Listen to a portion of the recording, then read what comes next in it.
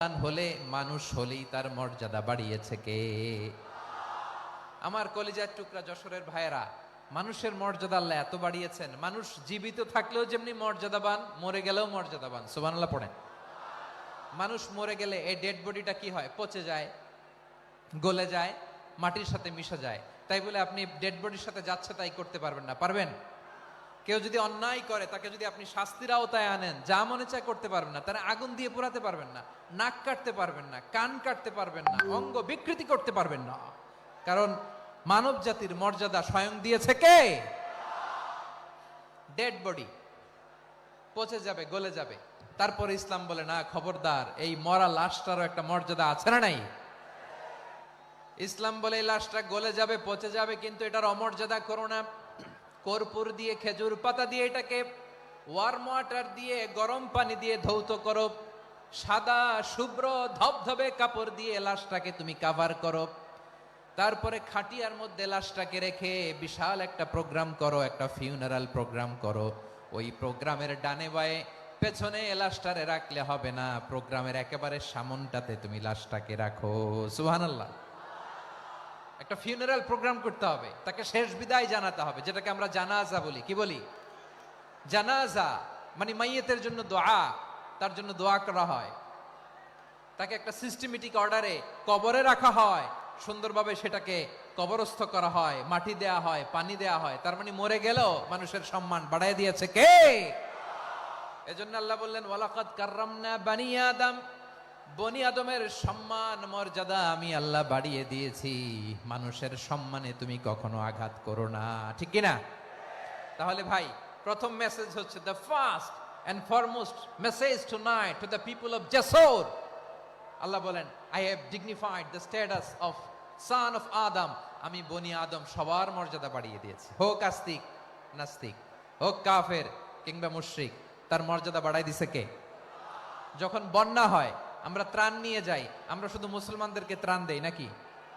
হ্যাঁ, আমরা মুসলমানকেও দেই, অমুসলমানকেও দেই, হিন্দুকেও দেই, বৌদ্ধকেও দেই। যেখানেই মানবতা বিপন্ন সেখানে ইসলামের হেল্পিং হ্যান্ড আছে না নাই?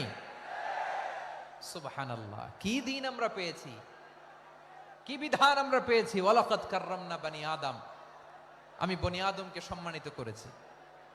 এরপর আল্লাহ বললেন, ওয়া হামালনাহুম ফিল বাররি ওয়াল বাহর, মানুষকে স্থলে এবং সমুদ্রে চলাচলের বাহন আমি দিয়েছি। স্থলে কিভাবে চলবে, জলে কিভাবে চলবে, এই বাহনের ব্যবস্থা করেছে কে? এই জেনজি, এই সামড়া, ইরাম করতেছো কিসের জন্য? হ্যাঁ, ইরাম করলে চলবি? হ্যাঁ, বস বস বস বস। আওয়াজ করতেছো কেন? দিবানা, কথা বলতে দিবানা আমাকে? তো এইটা বুঝি তোমাদের ভালোবাসার নমুনা? তোমাদের ভালোবাসার কারণে যদি আমি কোথাও দাঁড়াতেই না পারি, কোথাও বসতে না পারি, কোথাও দুটা কথা বলতে না পারি, এই ভালোবাসা দিয়ে কি হবে আমার? বরং ঘামতে ঘামতে ঘর্মাক্ত হব, রক্তাক্ত হব। কিন্তু সেন্ট্রাল থেকে, সেন্ট্রালি যে ইনস্ট্রাকশন আসবে, সেই ইনস্ট্রাকশনের এক চুল আমরা ডানে বায়ে যাব না। এইটা গণজাগরণের জন্য এইটা দরকার, ইসলামী বিপ্লবের জন্য এইটা দরকার। তো আধা ঘন্টা ধরে যদি তোমাদেরকে থামানোই না যায়, এই লস্কর দিয়ে আমি কি করব? আল্লাহর ওয়াস্তে নো নো নো স্লোগান, চুপচাপ একেবারে আমার দিকে তাকাও। আল্লাহ বললেন, ওয়া হামালনাহুম ফিল বাররি ওয়াল বাহর, জলে স্থলে আমি চলাচলের যানবাহনের ব্যবস্থা করেছি। আমরা স্থলে ঘোড়ার উপরে চড়ি, উটের উপরে চড়ি, গাড়ির উপরে চড়ি। এই যে গাড়ির ইঞ্জিন বানাইছি আমরা, এটার মেধা দিয়েছে কে? আবার সাগরের মধ্যে আমরা নৌযান, জলযান, বড় বড় জাহাজ দিয়ে এক মহাদেশ থেকে আরেক মহাদেশ যাই, এক দেশ থেকে মালামালগুলো আরেক দেশে পাঠাই। সাগরের ভেতরে নৌকাগুলোরে ধরে রাখলো কে? ওয়াল ফুলকিল্লাতী তাজরি ফিল বাহরি বিমা ইয়ানফাউন নাস, মানুষের উপকার আছে এরকম সরঞ্জামাদি নিয়ে সাগরের উপরে বিশাল বিশাল জলযানগুলো চলে। এগুলো ডুবে যায় না, কাত হয়ে যায় না, পড়ে যায় না। এগুলোকে স্থিতিস্থাপকতাকে ঠিক করে রাখলো কে? আপনারা জাহাজ দেখেছেন? জাহাজ, হ্যাঁ, বাড়ি চট্টগ্রাম হইলে দেখতে পারতেন। দেখছেন? বিশাল বিশাল জাহাজ, বিশাল জাহাজ মালামাল নিয়ে এক মহাদেশ থেকে আরেক মহাদেশে যায়। গত মাসে আমার জাপান সফর ছিল। এই যে বাংলাদেশে যে গাড়িগুলো চালান, বেশিরভাগ গাড়ি আসে কিন্তু জাপান থেকে। হাজার হাজার গাড়ি একটা জাহাজ বহন করতে পারে, হাজার হাজার গাড়ি। এটাতে সাগরের মধ্যে ভাসাইলো কে? সবাই বলুন, ভাসালো কে? হাজার হাজার গাড়ি নিয়ে জাপানিজ গাড়িগুলো আমাদের চট্টগ্রামের এয়ারপোর্টের বন্দরে ভিড়ে। যুক্তরাষ্ট্রে আমি দেখেছি বিশাল বিশাল জাহাজ। আপনারা টাইটানিক জাহাজের নাম শুনেছেন? টাইটানিকেরও 8 গুণ 10 গুণ বড়। সুবহানাল্লাহ কইবেন না? টাইটানিক জাহাজের 8 গুণ 10 গুণ বড় একটা জাহাজ আছে, আইকন অফ দ্য সি। আমি দেখে এসেছি। রয়্যাল ক্যারিবিয়ান দেখে এসেছি। সাগরের সামনে জেটিতে যখন দাঁড়ালাম, জাহাজটা যখন যায়, আমার মনে হচ্ছে একটা শহর, গোটা শহর, the entire city is floating on the water. পুরো একটা শহর মনে হয় পানির উপর দিয়ে ভেসে যাচ্ছে। পড়েন সুবহানাল্লাহ। এই যে আইকন অফ দ্য সি, এই ক্রুজ, এই জাহাজটা, এটার ভেতরে স্টেডিয়াম আছে। কিসের ভিতরে স্টেডিয়াম? কথা বুঝে নাই বোধহয়। স্টেডিয়াম কিসের ভিতর? সুইমিং পুল আছে, শপিং মল আছে, রেস্টুরেন্ট আছে, ক্লাব আছে, 3000 4000 রুম বিশিষ্ট, কক্ষ বিশিষ্ট হোটেল আছে। এই সবগুলোর নিয়ে এগুলো চলে সাগরের এই দোলার মধ্যে, জলোচ্ছ্বাসের মধ্যে। এই সাগরের ভেতরে এই জাহাজগুলোর ভাষায় রাখছে কে? সূরাতুর আর রহমানে আল্লাহ তাআলা বললেন, ওয়ালাহুল জাওয়ারিল মুনশাআতু ফিল বাহরি কাল আ'লাম ফাবিআইয়ি আলা, সবাই পড়েন, ফাবিআইয়ি আলাই রাব্বিকুমা তুকাযিবান। পাহাড় সম বড় বড় জাহাজগুলো মাল বোঝাই করে সাগরের মধ্যে ভেসে বেড়ায়। এগুলো দিয়ে মালামাল বহন করা যায়। মানুষও এক দেশ থেকে আরেক দেশে যায়। এই জাহাজগুলোর সাগরের ভেতরে ভাসায় রাখলো কে? এই আয়াতের ভেতরে আল্লাহ তাআলা সূরাতু বনী ইসরাঈলের এই চমৎকার আয়াতের ভেতরে আল্লাহ তাআলা বেসিক্যালি মানব জাতির প্রতি তার 4টি স্পেশাল অনুগ্রহের কথা বলেছেন। কয়টি?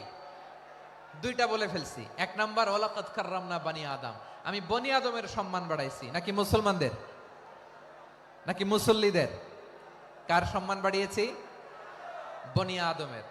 তাহলে human dignity, the first part of the verse talks about the human dignity.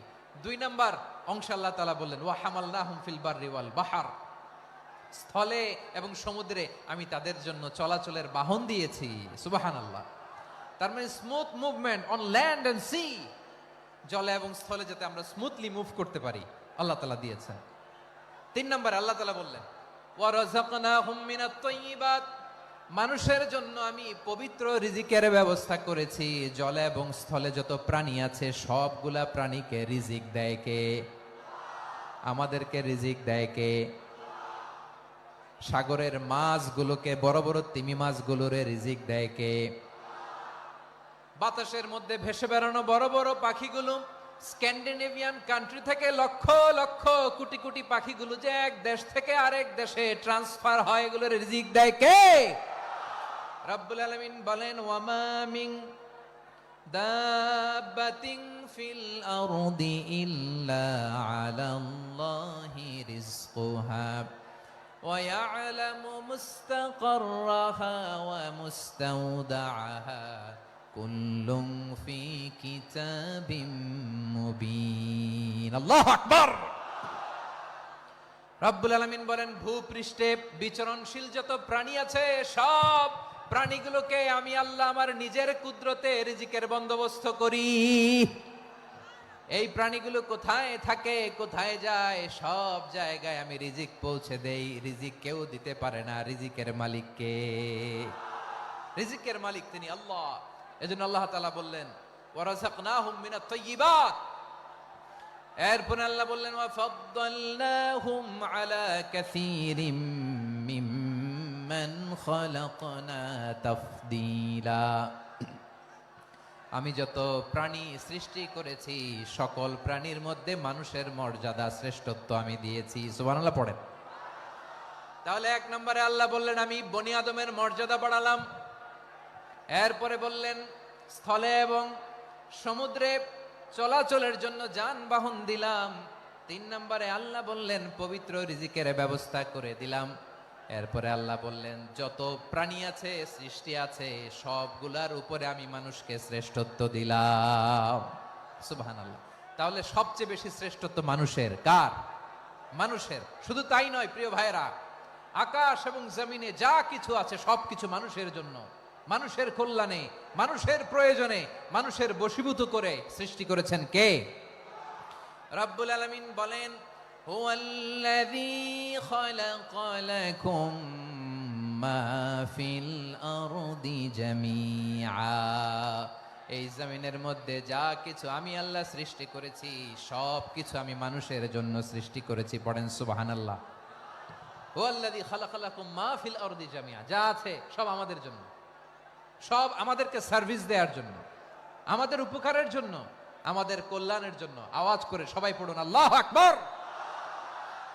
অন্য আয়াতে আল্লাহ বললেন ওয়াসাখখারা লাকুম মা ফিস সামাওয়াতি ওয়া মা ফিল আরদি জামিআম মিন ইন্না ফি যালিকা লাআয়াতিন লিকাউমি ইয়াতাফাক্কারুন।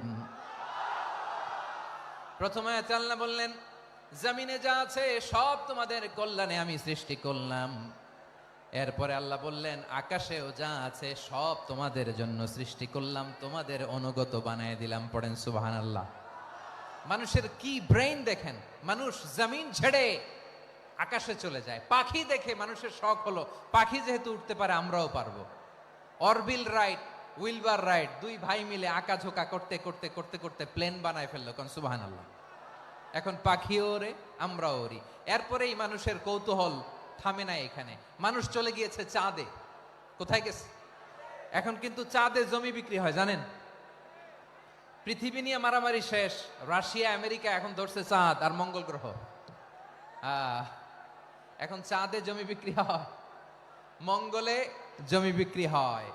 এই চাঁদ, মঙ্গল, বৃহস্পতি, শনি সব আল্লাহ তাআলা আমাদের জন্য বানিয়েছেন। সুবহানাল্লাহ পড়েন। মানুষ সাগরের উপরে চড়ে, শূন্যে ভেসে বেড়ায়, পাহাড় কেটে সুড়ঙ্গ বানায়, টানেল বানায়। মানুষ বট ব্যান্ডের লাইন নিয়ে যায় সাগরের ভেতর দিয়ে, এক দেশ থেকে আরেক দেশে, এক মহাদেশ থেকে আরেক মহাদেশে। সুবহানাল্লাহ পড়েন।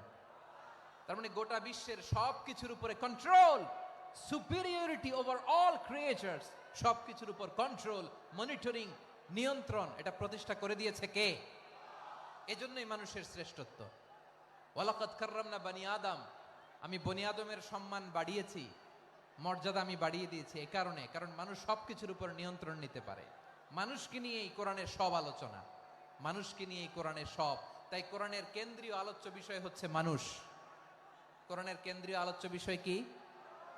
যশোরের ভাইয়েরা বুঝে থাকলে সবাই বলবেন কোরআনের কেন্দ্রীয় আলোচ্য বিষয় কি? এই যে আমি মূল আলোচনায় যাচ্ছি এখন।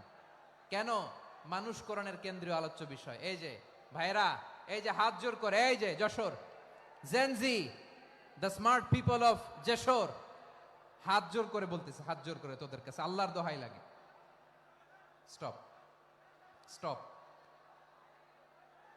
শুরুতে একবার বলেছে জায়গা না হলে আস্তে আস্তে ধাক্কা দিবা, সামনে না পিছনে দিয়ে দিয়ে বেরোয় চলে যাও।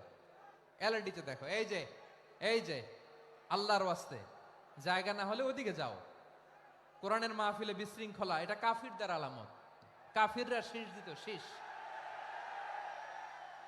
বিশ্বনবী কোরআনের তাফসির করলে কাফিররা শীষ দিত আর ক্ল্যাপিং করত, হুইসেল এন্ড ক্ল্যাপিং। তো আমরা কি এখানে বিশৃঙ্খলা করতে আসছি? তো বারবার থামানো লাগে কেন? কোনো আওয়াজ হবে না, বললাম তো স্টপ। আওয়াজ করে বলুন কোরআনের কেন্দ্রীয় আলোচ্য বিষয় কি? সবাই বলেননি। এতগুলো মানুষ উত্তর দিলে এতটুকু আওয়াজ হয়, অন্তত আমি বিশ্বাস করি না। যশোর আওয়াজ করে বলো কোরআনের কেন্দ্রীয় আলোচ্য বিষয় কি? মানুষ। এই মানুষ কোরআনের কেন্দ্রীয় আলোচ্য বিষয়। মানুষকে আল্লাহ স্বাধীনতা দিয়েছেন। ফামান শাআ ফালইউমিন ওয়া মান শাআ ফালইয়াকফুর।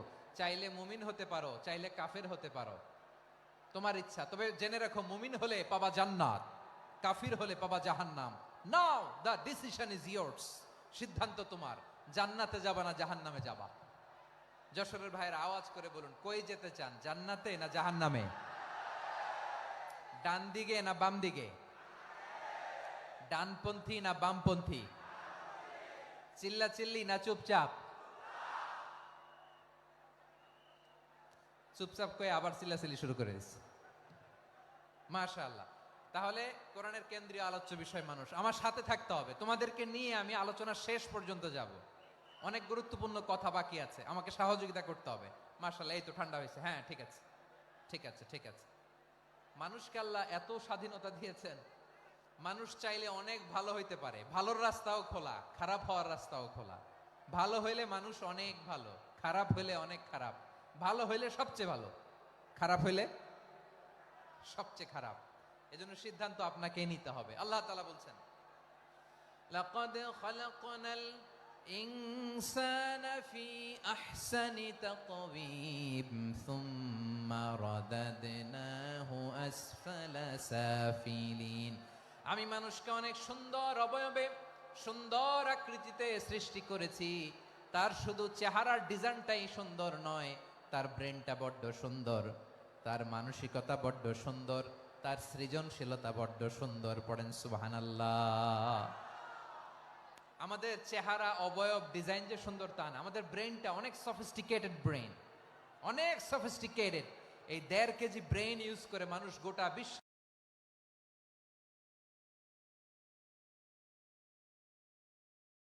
সভ্যতা বিনির্মাণ করেছে, ঠিক কিনা? এই ব্রেন আল্লাহ তাআলা আমাকে দিয়েছে। এটার কাজে লাগালে, আপনার সিক্স সেন্স কাজে লাগালে আপনি অনন্য মানুষ হয়ে উঠবেন, মহামানবে রূপান্তরিত হবেন। মানুষ হতে পারে, চাইলেই মহামানব হতে পারে। আবার যদি মানুষ চায়, খারাপও হতে পারে। আল্লাহ বললেন শুধু ভালোই না, ভালো হতে চাইলে অনেক ভালো তুমি হতে পারো, আবার খারাপ হতে চাইলে অনেক খারাপ তুমি হতে পারো। সুম্মা রাদাদনাহু আসফালা সাফিলিন।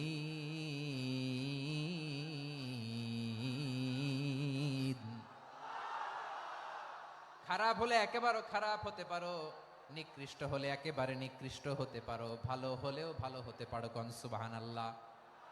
এবার আওয়াজ করে বলুন, ভালো হতে চাই না খারাপ? শ্রেষ্ঠ না নিকৃষ্ট? মানুষ ভালো হলে মানুষ ফেরেশতার চেয়েও ভালো, মানুষ খারাপ হলে সে পশুর চেয়েও খারাপ। কথা ঠিক কিনা বলেন? ভালো হলে ফেরেশতার চেয়েও ভালো, খারাপ হলে পশুর চেয়েও নিকৃষ্ট।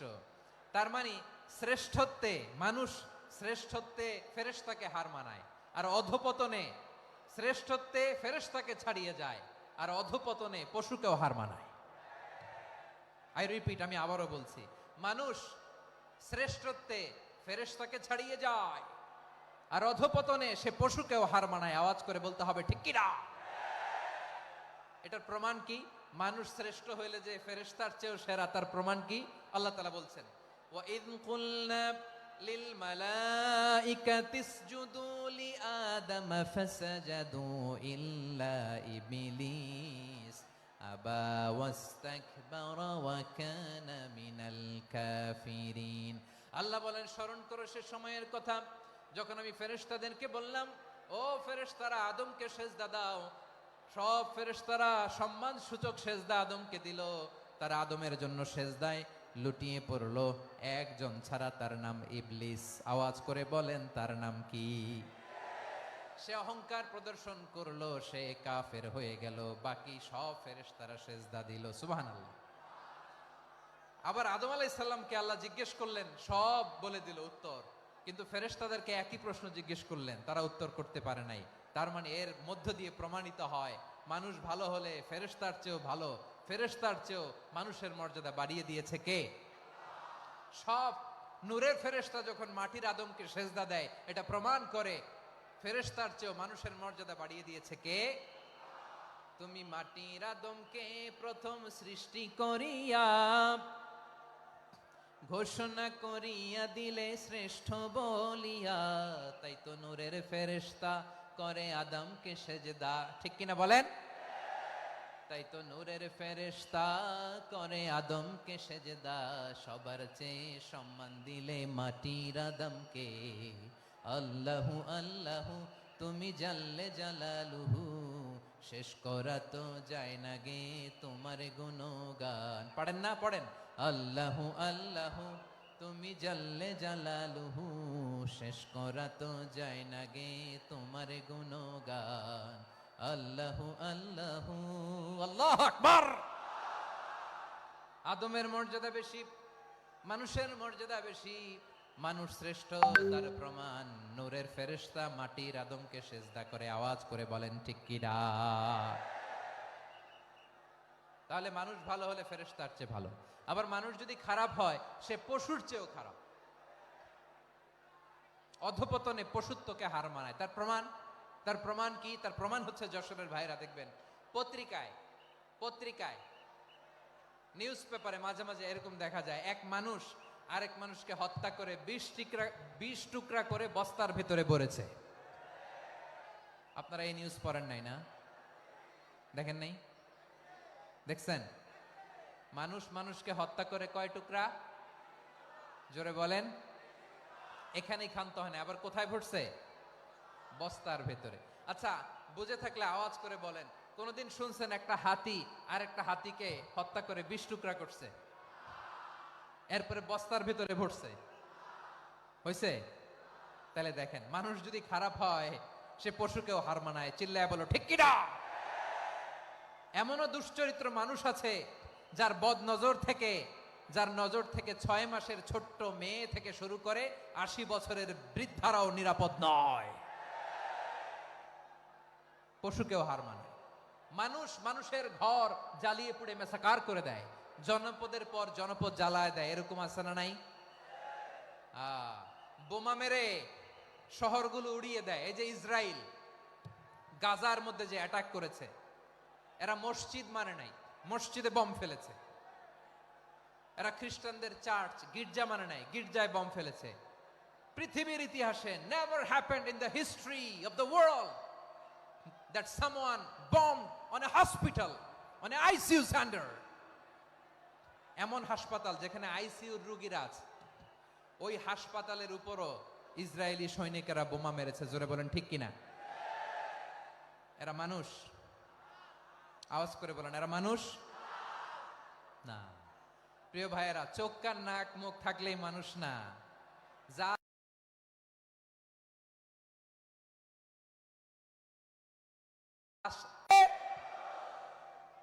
এই দুনিয়া এখন তো আর সেই দুনিয়া নাই, মানুষ নামের মানুষ আছে দুনিয়া বোঝাই, সেই মানুষের ভিড়ে আমার আসল মানুষ নাই। ঠিক কিনা? আসল মানুষের বড্ড অভাব, আসল মানুষের বড্ড অভাব। আমার ভাইয়েরা, মানুষ খারাপ হলে পশুকেও হার মানায়। আচ্ছা, আওয়াজ করে বলেন, এই যশোরের ছেলেরা এদিক তাকাও, আওয়াজ করে বলো, যে ইসরায়েলি সোলজাররা উপর থেকে বোমা মারলো তারাও মানুষ? তারাও কি? ওরাও রক্তে মাংসে মানুষ, ওদেরও পরিবার আছে। বোমা মেরে যেই মেয়েটাকে তারা অনাথ বানায়, ইয়াতিম বানায়, ও কিন্তু বাসায় ওর মেয়েটাকে রেখে আসছে। ঠিক কিনা বলেন? বম্বিং করে যে বাবাকে মেরে, স্বামীকে মেরে স্ত্রীকে বিধবা বানায়, তারও ঘরে স্ত্রী আছে। উপর থেকে বম মেরে মানুষ মেরে দিচ্ছে, তারাও মানুষ। 1945 সালের 6 আগস্ট আমেরিকান সোলজাররা হিরোশিমায় বম মেরেছে।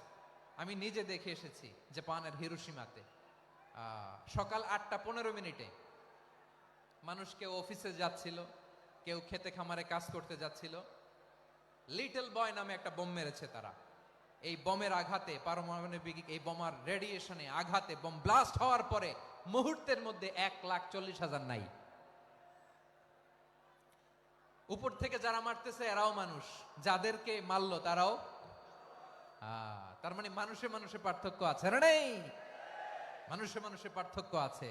নাক কান চোখ মুখ থাকলেই মানুষ নয়, বাড়ছে জনসংখ্যা, কমছে মানুষ, চিল্লায় বলো ঠিক কিনা?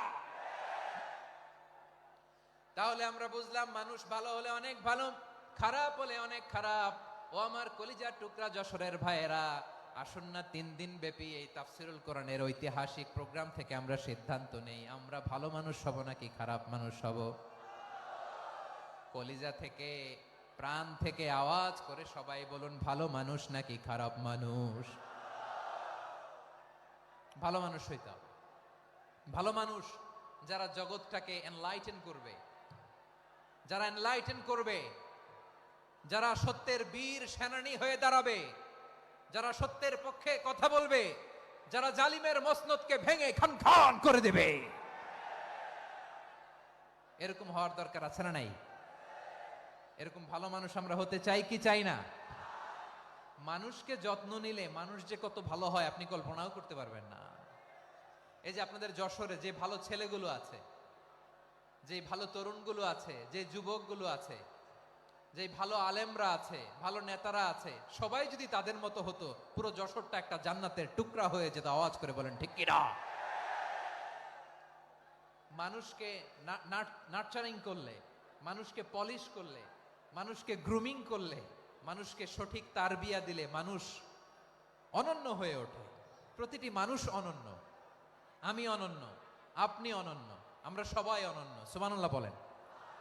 মানুষকে আল্লাহ তাআলা দিয়েছেন অসীম ক্ষমতা, অসীম ক্ষমতা। সুবহানাল্লাহ। একটা মানুষ পারে না এমন কিছু নাই, একটা মানুষ পারে না এমন কিছু নাই। বিশ্বাস করতে হবে, মানুষ যা কল্পনা করতে পারে ওইটা মানুষ করে দেখাতে পারে। যশোরের ভাইয়ের, আই রিপিট, আমি আবারও বলছি, এই চিল্লাচিল্লি করলে আমার এই গুরুত্বপূর্ণ কথা তোমরা মিস করবা, মিস করবা। কপাল পোড়া হয়েও না, আওয়াজ করে কপাল পোড়া হবে না। আমার দিকে তাকাও। মানুষ, মানুষ যা কল্পনা করতে পারে সেটা মানুষ করে দেখাতে পারে। তুমি তোমার কল্পনার রাজ্যকে সাজাও, তোমাকে হারাতে পারে এমন কোন শক্তি আল্লাহর জমিনে নাই। তোমার কি শক্তি, কি সম্ভাবনা তুমি জানোই না মিয়া। তুমি এদিকে তাকাও কেন? তোমার রাস্তা তো ওই দূরে।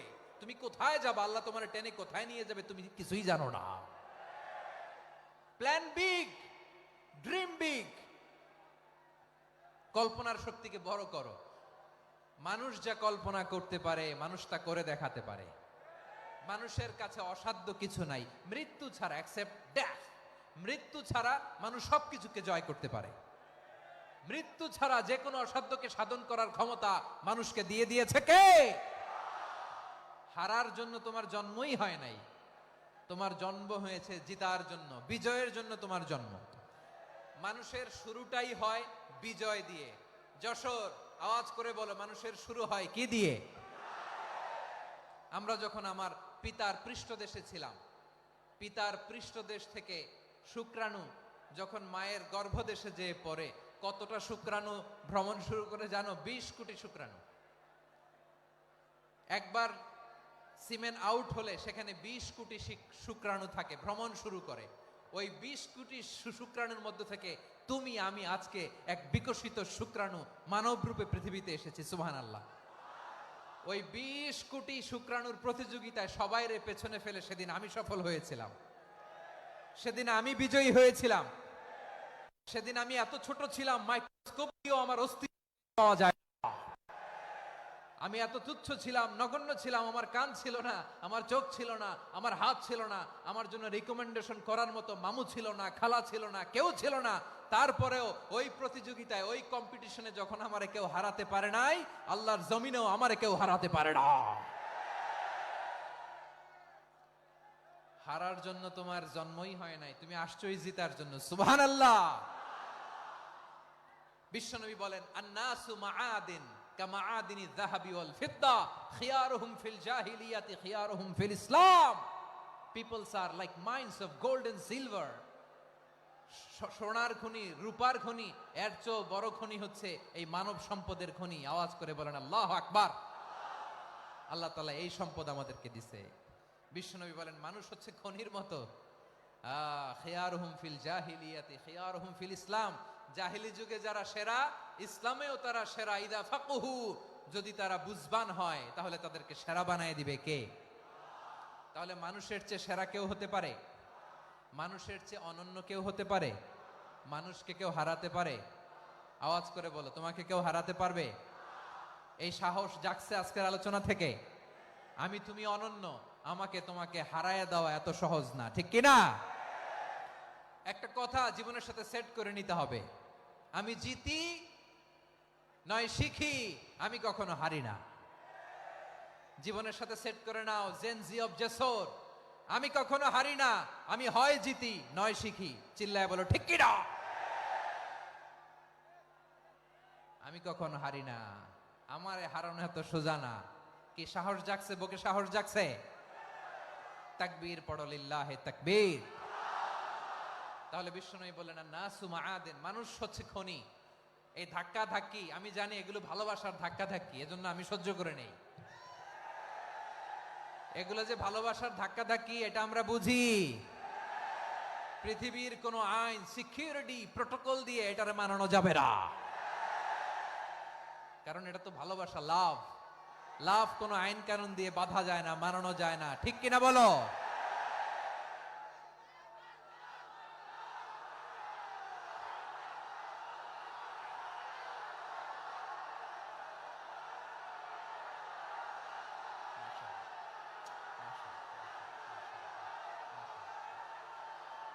ঠিক আছে, বসুন বসুন বসুন। আল নাসু মাআদিন, মানুষ হচ্ছে খনি, এই খনির যত্ন নিতে হবে। আমার মা বাবা যারা এসেছেন, আপনার ছেলে মেয়ের যত্ন নেন।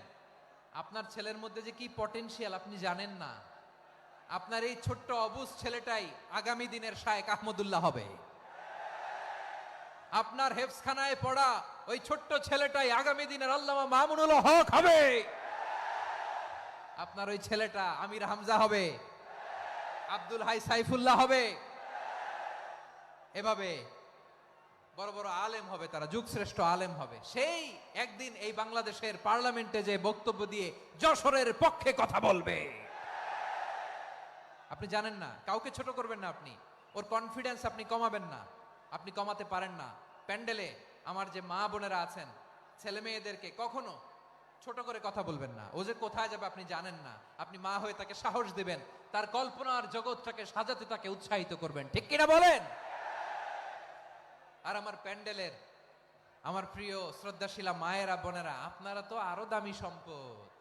বিশ্বনবী বলেন আর দুনিয়া কুল্লুহা মাতা।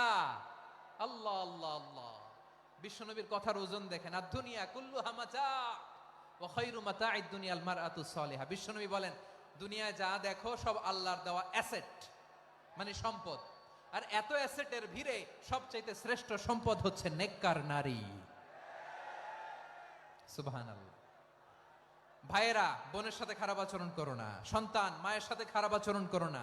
আমাদের মায়েরা আমাদের asset, they are our priceless asset.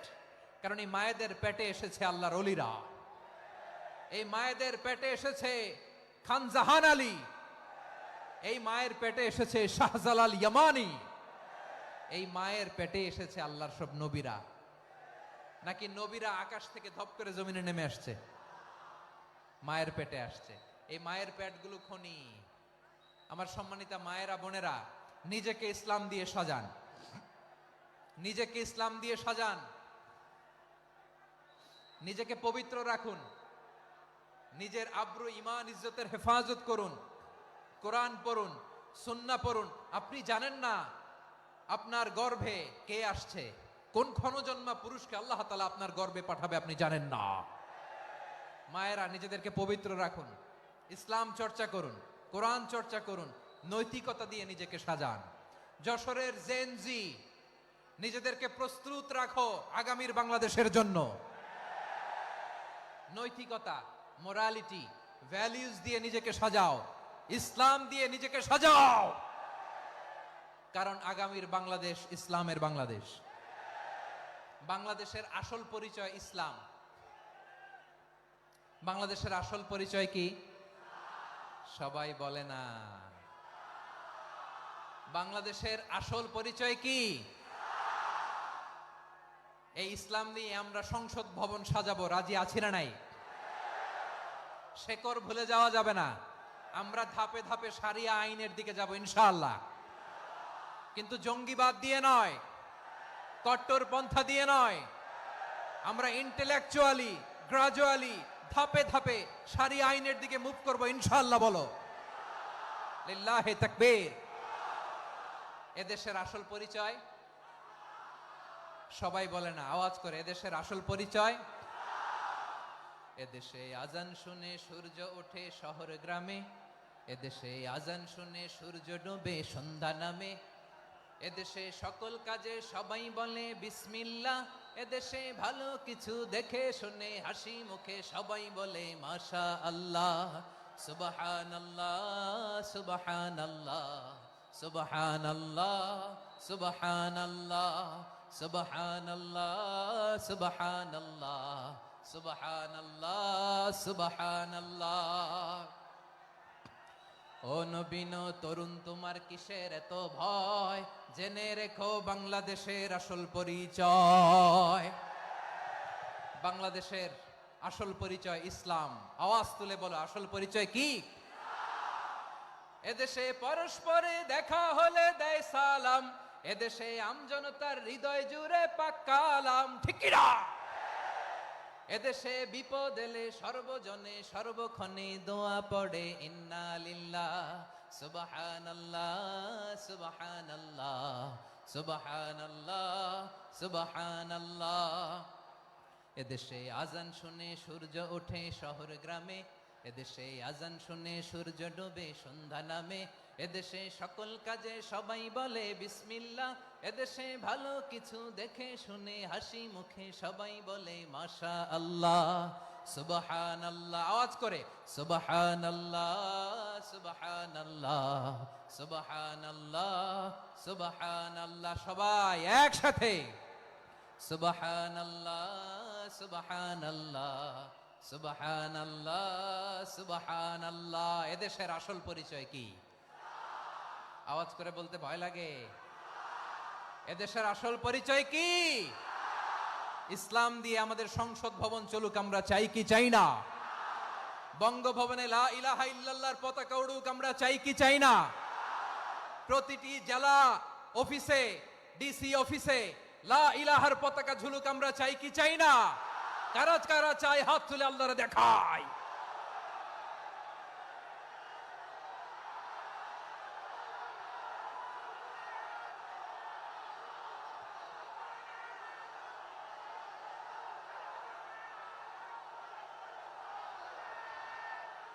মাশাআল্লাহ মাশাআল্লাহ মাশাআল্লাহ মাশাআল্লাহ।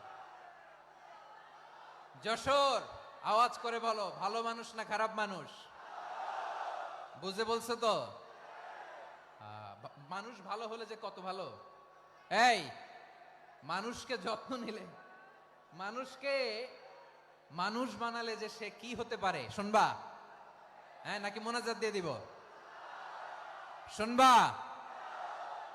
তাহলে থামতে হবে। থামো, আমি যখন বলবো থামো থামো, তাকবীরের সময় দিলে তাকবীর, থামো থামো।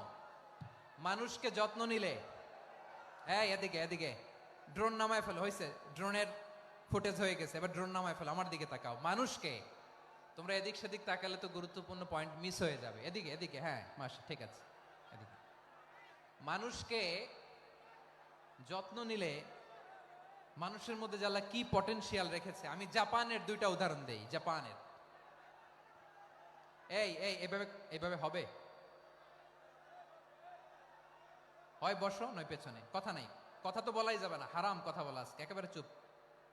আজকের জন্য হারাম করে দিছে আমি, কিছু সময়ের জন্য একেবারে নিষিদ্ধ। জাপানের দুইটা উদাহরণ দেই, খেয়াল করে একটু শুনেন, বুঝবেন।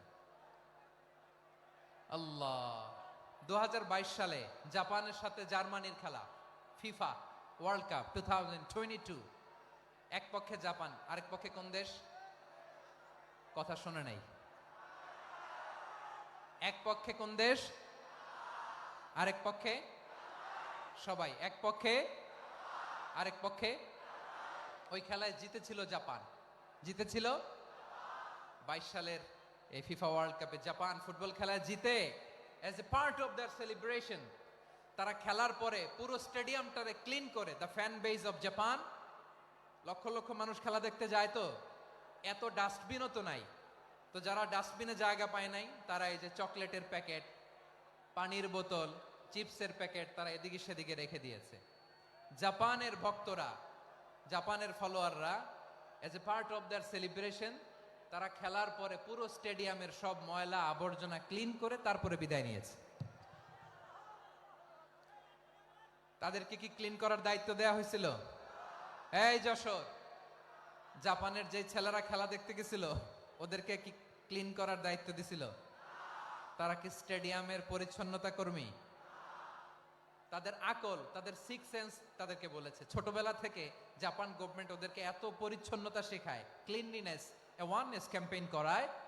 ক্লাসে আমি দেখেছি, ক্লাসে নিজের বেঞ্চ নিজে মুছে, ক্লাসের মাঝখানে একটা সময় দেয়, নিজের টেবিল নিজে মুছে, নিজের ক্লাসরুমটা নিজে পরিষ্কার করে। রাস্তাঘাটে একটা ধুলা নাই, ময়লা নাই, একটা টিস্যু নাই।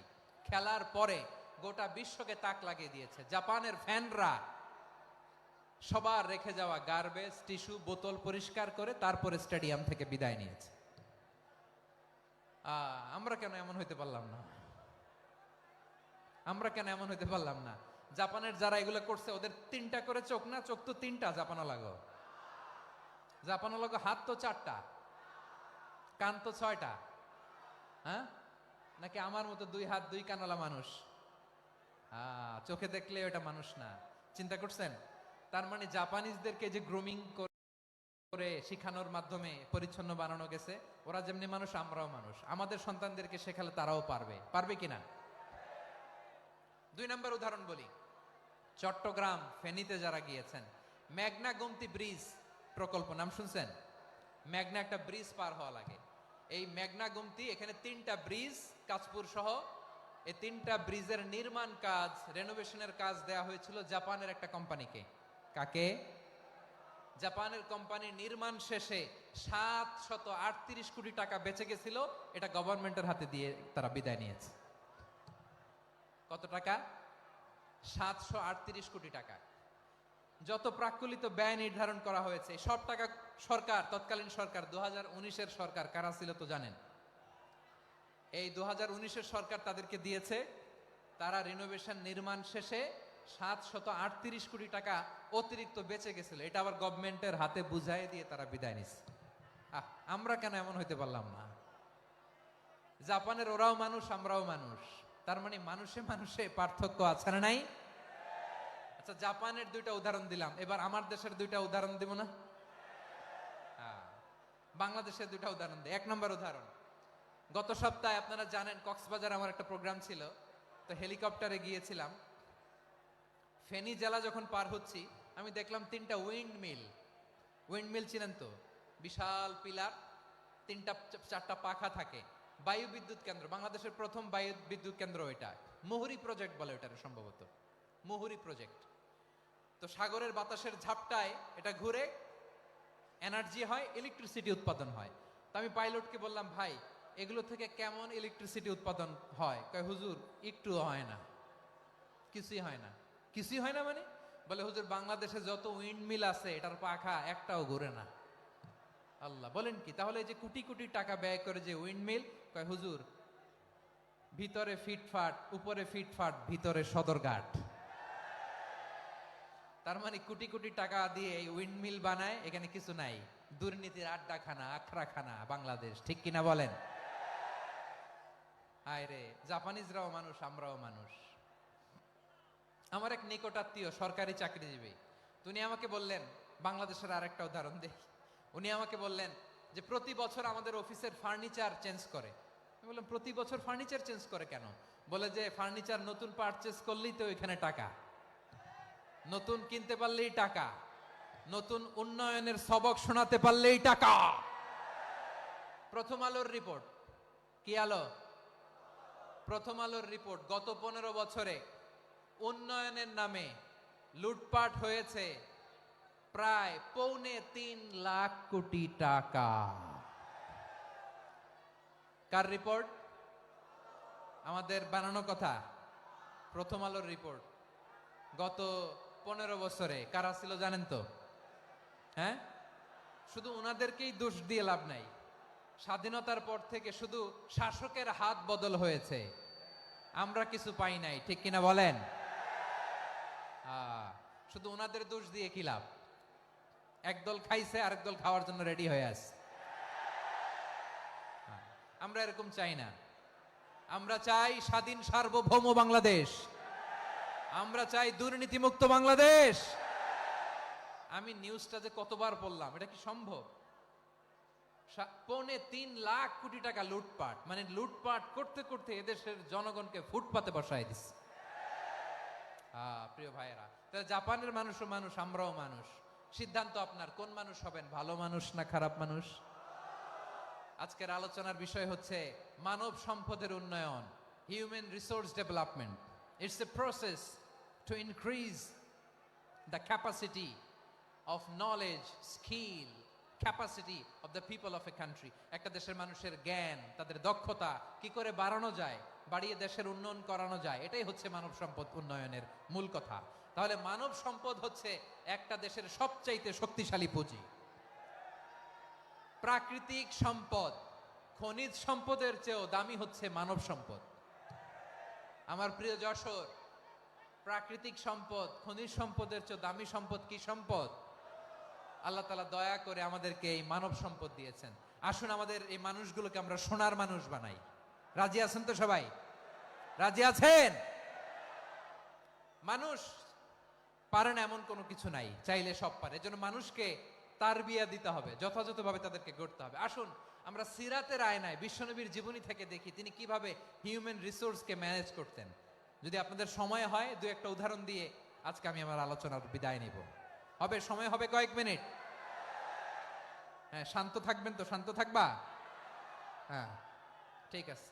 এই ধাক্কার মধ্যে ঢুকছে, এবার মজা বুঝতেছো তো? হ্যাঁ, মানা করছিলাম না? ঠিক আছে, টের পাও। হ্যাঁ, ঠিক আছে। যে আওয়াজ করবে আমি ওকে দেখতেছি, কে কে আওয়াজ করে দেখতেছি। শেষ কথা, শেষের দিকে চলে আসছি। বিষ্ণু ইসলাম কিভাবে হিউম্যান রিসোর্সকে ম্যানেজ করতেন, মজার কথা আছে কয়েকটা, বলে বিদায় নিব। বিশ্বনবী কিভাবে এই মানব সম্পদকে ম্যানেজ করতেন? বিশ্বনবী, he was a very good talent hunter, চৌকস ট্যালেন্ট হান্টার ছিল। কার মধ্যে কি ট্যালেন্ট আছে দেখলেই বুঝে ফেলতেন। সুবহানাল্লাহ পড়বেন না? কি নবী আমরা পেয়েছি! He was a very good talent hunter. আমার নবী, তিনি চৌকস ট্যালেন্ট হান্টার ছিলেন। কার মধ্যে কি প্রতিভা বের করতেন, ওই প্রতিভাকে ইসলামের কল্যাণে কাজে লাগাতেন। সুবহানাল্লাহ বলেন। যাকে যেই জায়গায় সেট করলে ভালো হবে তাকে ওই জায়গায় সেট করতেন। কয়েকজন সাহাবীর জীবনী শোনাই। আবু মাহজুরা রাদিয়াল্লাহু তাআলা আনহু, মক্কার মুয়াজ্জিন, আগে ছিল মুশরিক, পরে হইছে মুমিন। উনি কিভাবে মুমিন হইলেন এই ঘটনাটা একটু আপনাদের শোনাতে চাই। তা আপনাদের তো সময় নাই হাতে। হ্যাঁ, সময় আছে? এই জেনজি শেষ করে দিল আজকের প্রোগ্রামটা। 1 ঘন্টা ধাক্কা ধাক্কি করে কেমনে দাঁড়ায় আছে আমি বুঝলাম না।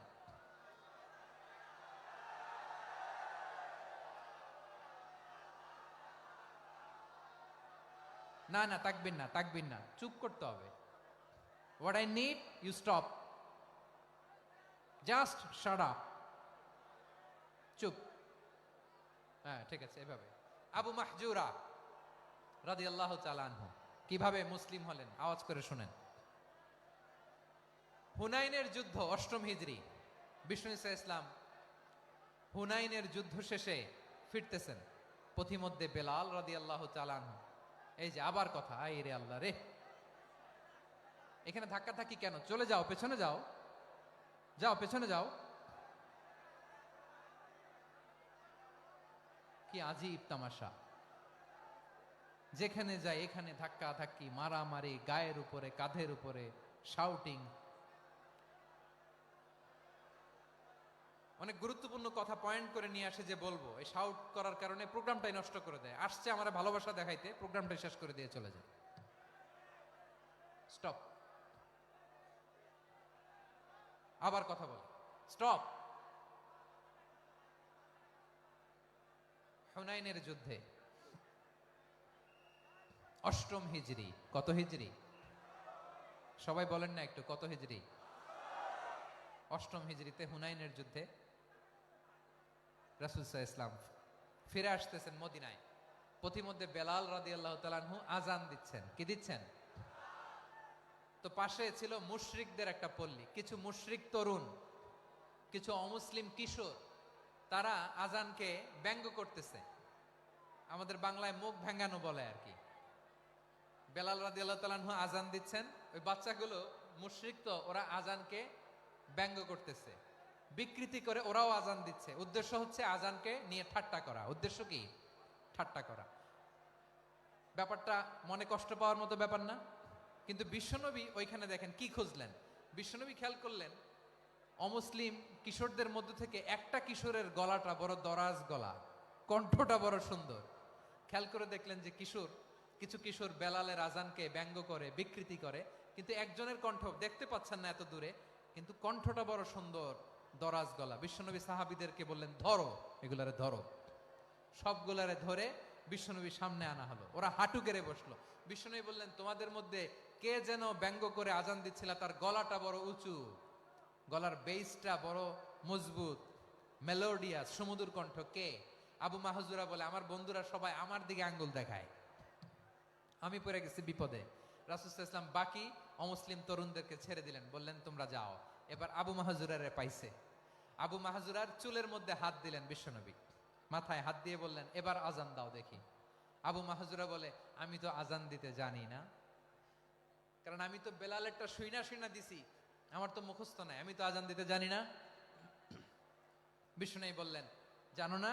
তাহলে আসো আমি তোমারে শিখাই দেই। সুবহানাল্লাহ পড়েন। আবু মাহজুরা হাঁটু গেড়ে বসে, বিশ্বনবীর মোবারক হাত আবু মাহজুরার চুলের মধ্যে।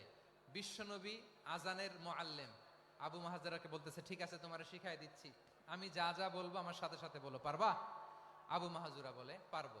বিশ্বনবী আজান দিচ্ছেন মাথায় হাত দিয়ে, আল্লাহু আকবার,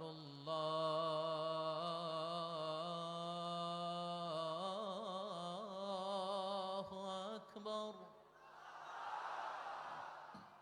আবু মাহজুরা এই বাক্যটা পড়লেন। বিশ্বনবী দ্বিতীয় বাক্য পড়তে আরম্ভ করলেন, আল্লাহু আকবার,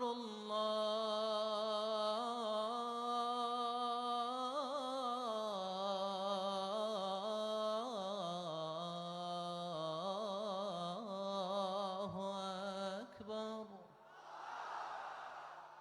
আবু মাহজুরা এই বাক্যটা বললেন। বিশ্বনবী আবু মাহজুরার মাথার মধ্যে হাত দিয়ে তৃতীয় বাক্য পড়লেন, আশহাদু আল্লা ইলাহা ইল্লাল্লাহ।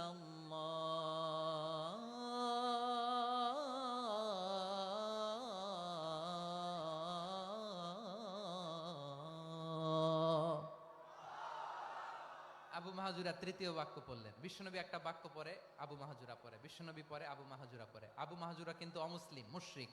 আবু মাহজুরা বলে, এক একটা বাক্য পড়ি আমার কলিজাটা গলে ঠান্ডা হয়ে যায়। এতদিন মোহাম্মদকে গালি দিতাম, এখন মোহাম্মদ আমার মাথায় যখন হাত রাখছে আমার সারা শরীর ঠান্ডা হয়ে গেছে। বিশ্বনবী আজান শিখাচ্ছেন, একটা একটা বাক্য পড়ে আবু মাহজুরাও পড়ে, বিশ্বনবী পড়ে, আবু মাহজুরাও পড়ে। পুরো বাক্যগুলো যখন শেষ, আজান শেষ, আবু মাহজুরাও যখন পুরো আজান পড়লেন, আবু মাহজুরা বললেন, এতদিন মোহাম্মদের চেহারা দেখলে আমার ঘৃণা লাগতো, আজ থেকে মোহাম্মদের চেহারার চেয়ে প্রিয় চেহারা আমার কাছে নাই। আবু মাহজুরা বললেন, ও মুহাম্মদ, আজানের বাক্য তো আপনি আমারে শেখালেন, এখানেই শেষ করবেন না, আপনি আমারে পড়ায় দেন, লা ইলাহা ইল্লাল্লাহু মুহাম্মাদুর রাসূলুল্লাহ সাল্লাল্লাহু আলাইহি ওয়াসাল্লাম। বিশ্বনবীর সাথে দাঁড়িয়ে উনি শাহাদা পড়ে মুসলমান হয়ে গেলেন। এবার আবু মাহজুরা বলে, ইয়া রাসূলুল্লাহ, ইয়া হাবিবাল্লাহ, আমি মুমিন হয়েছি, মুসলমান হয়েছি, আপনার কাছ থেকে আজান শিখার সৌভাগ্য আমি লাভ করেছি গো নবী। আমার কণ্ঠের বড় তারিফ করেছেন আপনি, আমার আজানকে আপনি পছন্দ করেছেন। একটা জিনিস আপনার কাছে চাই, আপনি আমাকে মক্কার মসজিদুল হারামের মুয়াজ্জিন হিসেবে অ্যাপয়েন্ট করে দেন। বিষ্ণু ইসা ইসলাম বললেন, যাও আবু মাহজুরা, আমি তোমাকে পৃথিবীর শ্রেষ্ঠতম মসজিদ মক্কার মসজিদুল হারামের মুয়াজ্জিন হিসেবে অ্যাপয়েন্ট করে দিলাম। দেখছেন কিভাবে ট্যালেন্ট হান্টিং করতে হয়, কিভাবে হিউম্যান রিসোর্স মানব সম্পদকে ব্যবহার করতে হয়। আসছিল আজানকে ভেঙাইতে, আসছিল কেন? আজানকে ব্যঙ্গ করার জন্য, বিকৃত করার জন্য। আজানকে বিকৃত করতে যে ইসলামের সবচেয়ে শ্রেষ্ঠ মসজিদের মুয়াজ্জিন হয়ে গেল। পড়েন সুবহানাল্লাহ। হযরত আবু মাহজুরা রাদিয়াল্লাহু তাআলা আনহু ওনার এই সুললিত কণ্ঠ ব্যবহার করে মসজিদুল হারামে এত সুন্দর করে আল্লাহু আকবার বলে আজান দিতেন, মানুষগুলোর, মুসল্লিগুলোর, মক্কাবাসীর হৃদয়কে তিনি বিগলিত করে দিতেন। মানুষের হৃদয়কে ঠান্ডা হয়ে যেত। শুধু এখানেই শেষ না আমার যশোরের ভাইয়েরা। বিশ্বনবী যখন সাইয়েদনা আবু মাহজুরা রাদিয়াল্লাহু তাআলা আনহুকে আজান শিখাচ্ছিলেন, বলেন তো বিশ্বনবীর হাতটা কোথায় ছিল? আবু মাহজুরার মাথার সামনে, এই চুলের উপরে ছিল। আবু মাহজুরা ওই স্মৃতিটাকে ধারণ করবার জন্য, ওই স্মৃতিকে বহন করার জন্য বিশ্বনবীর মোবারক হাত আবু মাহজুরার কপালের চুলের যেই জায়গায় লেগেছে, মৃত্যুর আগের দিন পর্যন্ত আবু মাহজুরা মাথার ওই চুলে কোনোদিন ছুরি আর কামার লাগায় নাই, সেখানে কেচি লাগায় নাই, চুলের মধ্যে খুর লাগায় নাই।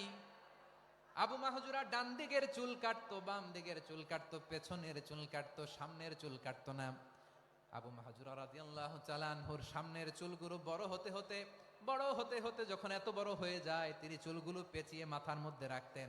তারপরে তিনি পাগড়ি পরতেন। সবাই জিজ্ঞেস করতো, আবু মাহজুরা এটা আবার কেমন স্টাইল?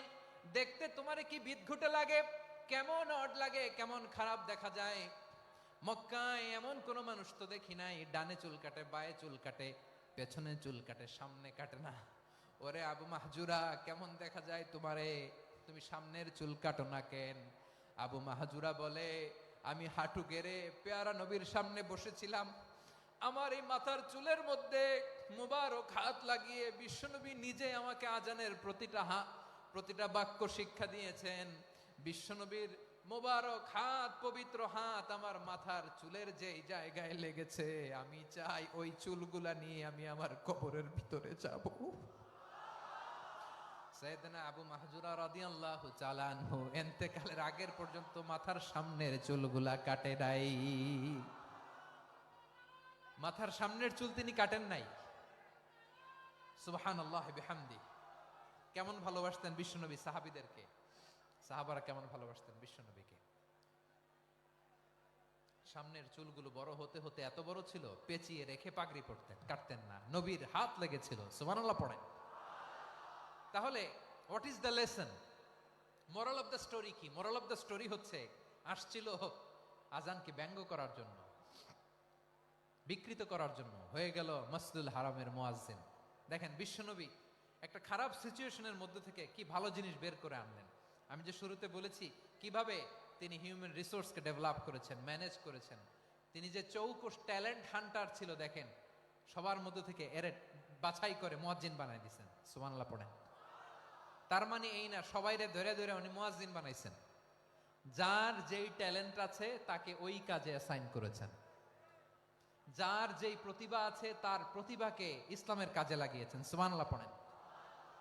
যায়েদ বিন সাবিত রাদিয়াল্লাহু তাআলা আনহু নাম শুনেছেন? যশোর কথা বেরোয় না। যদি জিগায় সালমান খানের নাম শুনছেন, সবাই হাত তুলবে, জি হুজুর শুনছি, মানে সব দেখা শেষ। সালমান খান, আমির খান, অমুক খান, সব খান মুখস্থ, কিন্তু যায়েদ বিন সাবিতের নাম মুখস্থ নাই মুসলমানদের। যেই সাহাবী মাথার সামনের চুল কাটে নাই, মসজিদুল হারামের মুয়াজ্জিন বানাইছেন বিশ্বনবী, সাহাবীর নাম কি? খায়া ফেলাইছে, স্লোগানের সাথে খায়া ফেলাইছে। আবু মাহজুরা। কি নাম? আবু মাহজুরা আল জুমাহি রাদিয়াল্লাহু তাআলা আনহু। এই নামটা আজকে নিয়ে যাইতে হবে যশোর। আবু মাহজুরা রাদিয়াল্লাহু তাআলা আনহু। 2 নম্বরে বলছিলাম যায়েদ বিন সাবিত রাদিয়াল্লাহু তাআলা আনহু। বিশ্বনবী দেখলেন মদিনার এই আনসারী সাহাবী হাইলি ট্যালেন্টেড, ইন্টেলেকচুয়াল, মেরিটোরিয়াস, জ্ঞানের প্রতি তার আকর্ষণ, মারাত্মক আকর্ষণ। বিশ্বনবী তাকে দায়িত্ব দিলেন, কোরআন যা নাজিল হয় তুমি লিখো, কাতিবুল ওহী বানায় দিলেন। সুবহানাল্লাহ।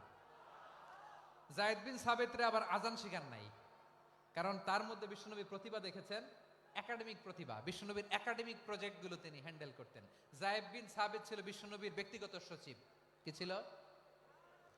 ব্যক্তিগত সচিব, বোঝেন নাই? বিশ্বনবীর ব্যক্তিগত সচিব এবং দোভাষী। ইহুদিরা কিছু লিখে দিলে এটার অর্থ বিশ্বনবীরে বুঝায় দিতেন। আবার ইহুদিদের কাছে কিছু লিখতে হলে তিনি লিখে দিতেন। বিশ্বনবী একদিন বললেন, ইন্নী ওয়াল্লাহি মা আমানু ইয়াহুদা আলা কিতাব। ইহুদিরা যে চিঠি পাঠায় অর্থ তো বুঝি না, আরেক ইহুদি আইনে অর্থ করা লাগে। আবার ইহুদিদের কাছে কিছু লিখে পাঠাইতে চাইলে আমরা তো লিখতে পারি না, ইহুদিরে দিয়ে লেখা লাগে। ওরা যে পয়রা শোনায় লিখে দেয়, আমি ওদের বিশ্বাস করি না। আমার নিজের একজন লোক দরকার। বিশ্বনবী এই যায়েদ বিন সাবিতকে চুজ করলেন ল্যাঙ্গুয়েজের জন্য। উনি বললেন, যায়েদ, তোমার সফট স্কিলকে ডেভেলপ করতে হবে, তুমি হিব্রু ল্যাঙ্গুয়েজ শিখে ফেলো। যায়েদ বিন সাবিত বলল, বিশ্বনবীর মোটিভেশন আর ইন্সপিরেশন পেয়ে আমি 15 দিনে ইহুদিদের এই হিব্রু ল্যাঙ্গুয়েজ শিখে ফেললাম। শুধু শিখে ফেললাম না, হাত্তা হাদিকতু, even I became master in the language. এই ভাষা আমি পারদর্শী হয়ে গেলাম। এরপরে ইহুদিরা চিঠি লিখে পাঠালে আর কোনো ইহুদি ডাকা লাগতো না, আমি নবীর এটার অর্থ শুনে পরে বুঝায় দিতাম। আবার ইহুদিদের কাছে চিঠি লেখা লাগলে আমি যায়েদ বিন সাবিত চিঠি লিখে দিতাম। সুবহানাল্লাহ। দেখেন, এত সাহাবীর মধ্য থেকে বিশ্বনবীর একাডেমিক প্রজেক্ট, ব্যক্তিগত সচিব, দোভাষী হিসেবে তিনি যায়েদ বিন সাবিতের মতো তরুণকে নির্বাচিত করেছেন। কেমন ট্যালেন্ট হান্টার ছিল আমার নবী! সুবহানাল্লাহ পড়বেন না? বিশ্বনবীর ইন্তেকালের পরে সাইয়েদনা আবু বকর রাদিয়াল্লাহু তাআলা আনহু যখন খলিফা হয়ে আসলেন, কোরআনকে সংকলনের দায়িত্ব দেয়া লাগবে, কোন সাহাবীকে দিবেন? সব সাহাবারা মিলে পরামর্শ করলেন। সাইয়েদনা আবু বকর, ওমর সবাই মিলে এই বিশাল কোরআন সংকলনের গুরু দায়িত্ব বিশ্বনবীর ব্যক্তিগত সচিব, বিশ্বনবীর দোভাষী, বিশ্বনবীর সিলেক্ট করাই লোক যায়েদ ইবনে সাবিত রাদিয়াল্লাহু তাআলা আনহুকে দিয়েছে। কোরআনের কপি তো আজকে এখানে রাখে নাই। এই যে আজকের যে কোরআন পড়েন, এটা আগে এরকম ছিল না। কোরআন নাজিল হলে সাহাবারা চামড়ার, ওটের চামড়ায় লিখে ফেলতো, ওটের চ্যাপ্টা হাড্ডির মধ্যে লিখে ফেলতো, গাছের গুড়ির মধ্যে লিখে ফেলতো। বিভিন্ন জনের কাছে ছড়ানো ছিটানো ছিল। আবু বকর রাদিয়াল্লাহু তাআলা আনহু একসাথে করলেন, পরবর্তীতে উসমান রাদিয়াল্লাহু তাআলা আনহু একসাথে করলেন। 114 সূরার এখন এই মুসহাফ, এই কম্পাইলেশন, এই কপি আমরা পেয়েছি, যার হিউজ কন্ট্রিবিউশন ছিল। এই পুরো কোরআন কম্পাইলেশনের প্রজেক্ট ম্যানেজার ছিল যায়েদ বিন সাবিত রাদিয়াল্লাহু তাআলা। কোরআন কম্পাইলেশনের প্রজেক্ট ম্যানেজার। দেখেন, উনারে মাথায় হাত দিয়ে আজান শিখায় নাই। সুবহানাল্লাহ কইবেন না? তাহলে প্রথম সাহাবী আবু মাহজুরাকে মুয়াজ্জিন বানাইলেন, যায়েদ বিন সাবিতকে ব্যক্তিগত সচিব আর দোভাষী বানালেন, মুসআব ইবনে উমাইর রাদিয়াল্লাহু তাআলা আনহুকে ইসলামের প্রথম অ্যাম্বাসেডর বানালেন। তাহলে তৃতীয় নাম্বার একজন সাহাবীর নাম বলছি, মুসআব ইবনে উমাইর। মুসআব কি নাম? নামটা কেমন লাগে? এই কয়েকজনের ভাল লাগে, বাকিদের ভাল লাগে না? ভাল লাগে? এই এই আর কয়েকটা মিনিট দেওয়া যাবে না আমাকে আল্লাহর রাস্তে? হ্যাঁ, ঠিক আছে। আমি তোমাদেরকে ভালোবাসা দেখাবো, দোয়া করব, যদি চুপ থাকো, একেবারে চুপ, কষ্ট সহ্য করো, বাকিরে যা সওয়াব পাবে তোমরা ডবল পাবা, যেহেতু কষ্ট বেশি, কিন্তু চুপ। 3 নাম্বার সাহাবীর নাম মুসআব। এই ধাক্কাধাক্কি কেন? ধাক্কাধাক্কি কেন রে ভাই? না না না, এরকম হইলে আসবো না যশোর, আমি আর আসবো না। হয় পিছনে চলে যাও, নাহলে চুপ, ধাক্কাধাক্কি নাই। 3 নাম্বার সাহাবীর নাম মুসআব। কি নাম? He was the first ambassador in Islam. ইসলামের প্রথম ডিপ্লোমাট, প্রথম কূটনৈতিক, ইসলামের প্রথম কূটনৈতিক, ইসলামের প্রথম ডিপ্লোমাট, প্রথম অ্যাম্বাসেডর মুসআব ইবনে উমাইর। মক্কার তরুণ যুবক, উনি পারফিউম লাগাইলে মানুষ দেখলেই বুঝতো এটা মুসআব লাগাইছে। এমন ড্যাশিং ফেসের ছিল, এমন স্মার্ট ড্যাশিং ফেস, এমন পার্সোনালিটির মানুষ ছিল মুসআব রাদিয়াল্লাহু তাআলা আনহু। কারণ যিনি ইসলামের স্পোকম্যান হবেন, মুখপাত্র হবেন, তার স্মার্ট হওয়ার দরকার আছে না নাই? আকাবার প্রথম শপথ যখন হলো, তাদের সাথে বিষ্ণু ঈসা ইসলাম মদিনাতে একজন মুখপাত্র পাঠালেন, ডিপ্লোমাটকে পাঠালেন, অ্যাম্বাসেডর অফ ইসলাম, তিনি হচ্ছেন মুসআব ইবনে উমাইর। পড়েন সুবহানাল্লাহ। বিশ্বনবী দেখলেন সে অনেক স্মার্ট, তার ডেডিকেশন আছে, সিনসিয়ারিটি আছে, এবং মদিনায় যে আউস খাজরাজ গোত্রের নেতাদের সাথে ডিল করতে হবে, ইহুদিদের সাথে ডিল করতে হবে, ওখানে একজন পাক্কা জানু খেলোয়াড়ের দরকার আছে না নাই? মুসআব ইবনে উমাইর রাদিয়াল্লাহু তাআলা আনহু, ওনাকে বিষ্ণু ইসা ইসলাম চুজ করলেন। এবং বিষ্ণু ইসা ইসলামের এই চুজিংটা, এই সিলেকশনটা এত সুন্দর ছিল, তিনি মদিনাতে যে বিশ্বনবী আসার আগেই মদিনার জমিনকে তিনি উর্বর করে ফেলছেন। প্রতিটা ঘরে ঘরে কালিমার দাওয়াত তিনি পৌঁছায় দিচ্ছেন। জুমার বিধান নাজিল হয়েছে, কিন্তু মক্কায় পরিবেশ নাই জুমা পালনের। বিষ্ণু ইসা ইসলাম একজনকে দিয়ে খবর পাঠালেন, যাও মদিনায় মুসাবকে যে বলো, মুসাব তো আমার শিক্ষক, আমার স্পোকম্যান, মদিনাতে যেন তারা জুমা কায়েম করে। বিশ্বনবীর আগেই মুসাব মদিনার মুসলিমদেরকে নিয়ে মদিনায় প্রথম জুমা কায়েম করে ফেলছে। কোন সুবহানাল্লাহ। ডিপ্লোম্যাটদের কেমন হইতে হয়, অ্যাম্বাসেডারের কেমন হইতে হয়, মুসআব রাদিয়াল্লাহু তাআলা আনহুর কাছ থেকে শিখে নাও। মুসআব নামটা কেমন লাগে? যশোর যাদের সন্তান হবে, ছেলে সন্তান, আমার রাস্তায় পাইলে সবাই জিজ্ঞেস করে, হুজুর একটা নাম দেন, আমার ছেলে হবে। যশোরবাসীর জন্য আমি একটা নাম দিয়ে দিলাম, নাম রাখতে হবে মুসআব। কি নাম? নামটা যাদের ভাল লাগে, ছেলে সন্তান অনাগত আসবে, মনে চাইলে নাম রেখে দিবেন মুসআব রাদিয়াল্লাহু তাআলা আনহুর নামে মুসআব। তাহলে মুসআব রাদিয়াল্লাহু তাআলা আনহুকে বিশ্বনবী ল্যাঙ্গুয়েজ শিখান নাই, সফট স্কিল শিখান নাই। যায়েদ রাদিয়াল্লাহু তিনি হিব্রু ল্যাঙ্গুয়েজ শিখেছেন, সুরিয়ানি শিখেছেন, কিন্তু মুসআবকে তিনি বানিয়েছেন the spokesman of Islam, the first diplomat, the ambassador of Islam. সুবহানাল্লাহ পড়বেন না? আব্দুল্লাহ ইবনে আব্বাস রাদিয়াল্লাহু তাআলা আনহু বিশ্বনবীর কাজিন, চাচাতো ভাই। আবার মাইমুনা রাদিয়াল্লাহু তাআলা আনহু, মাইমুনা নবীর স্ত্রী, তিনি ছিলেন আব্দুল্লাহর আপন খালা। তো নবীর বউ যদি ওনার খালা হয়, নবী তার কি? বুঝে নাই, নবী তার কি? খালু। তাহলে সম্পর্ক অনেক গভীর, কাজিন আবার খালু। ছোট্ট মানুষ, তাই রাতে মাঝে মাঝে ঘরে থাকতো। বিশ্বনবী দেখলেন আব্দুল্লাহ যেহেতু আমার ঘরে ঢুকতে পারে, আব্দুল্লাহরে এই উম্মতের বড় শিক্ষাবিদ বানাইতে হবে। কথা বোঝে নাই? আব্দুল্লাহকে কি বানাইতে হবে? শিক্ষাবিদ, এডুকেটর অফ দিস উম্মাহ, এই উম্মার শিক্ষাবিদ বানাইতে হবে।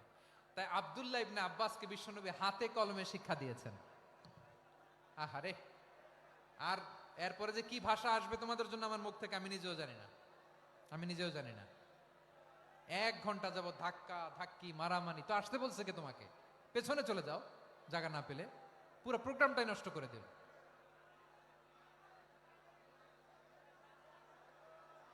জি, আমার দিকে তাকান, আমি শেষ করে দিচ্ছি। হবে না, ইন্টেলেকচুয়াল আলোচনা এখানে হবে না, আমি বুঝতে পারছি, আমি শেষ করে দিচ্ছি। আব্দুল্লাহ ইবনে আব্বাস রাদিয়াল্লাহু তাআলা আনহু, মনোযোগ দিয়ে কয়েকটা মিনিট শুনুন, আমি এখনই শেষ করে দিচ্ছি। এরপর আওয়াজ করবে, এই যে এগুলো কি আমি বুঝলাম না। আমি বললাম না সব করা যাবে, বসে যাও, শুয়ে যাও, চলে যাও, আওয়াজ করা যাবে না। অন্যকে বসো এটাও বলার দরকার নাই, জাস্ট এদিকে তাকাও। আল্লাহ। আব্দুল্লাহ ইবনে আব্বাস রাদিয়াল্লাহু তাআলা আনহু, ওনাকে বিশ্বনবী হাতে কলমে শিক্ষা দিয়েছেন, যেহেতু উম্মতের শিক্ষাবিদ হবেন, এডুকেটর হবেন। তো বিশ্বনবী রাতে যখন তাহাজ্জুদ পড়তেন, ছোট্ট আব্দুল্লাহ ঘরে থাকতো। বুঝতে পেরেছেন? ছোট্ট মানুষ তো ঘরে থাকতো। তো বিশ্বনবী তাহাজ্জুদের জন্য একবার দাঁড়িয়েছেন, ছোট্ট আব্দুল্লাহ ওযু করে দাঁড়াইছে। আচ্ছা বলেন তো, ইমাম আর মুসল্লি মোট যদি 2 জন হয়, একজন ইমাম একজন মুসল্লি, তো মুসল্লি ইমামের কোন দিকে দাঁড়াবে? ডানে দাঁড়াবে। ছোট্ট আব্দুল্লাহ বুঝে নাই, বিশ্বনবী তাহাজ্জুদ শুরু করেছেন, উনি ইক্তেদা করছেন আর দাঁড়াইছেন বায়ে। কোথায় দাঁড়িয়েছেন? আব্দুল্লাহ বলেন, যখন আমি বায়ে দাঁড়ালাম, আখাযা রাসূলুল্লাহ সাল্লাল্লাহু আলাইহি ওয়াসাল্লাম উযুনি আল ইউমনা ইয়াফতিলুহা, বিশ্বনবী নামাজরত অবস্থায় আমার কান ধরে টেনে আমার ডান দিকে এনে দাঁড় করায় দিলেন। পড়েন সুবহানাল্লাহ। দেখেন, হাতে কলমে শিক্ষা। আর জীবনে ভুল হবে? কথা কয় না, আর ভুল হবে? আর ভুল হবে না।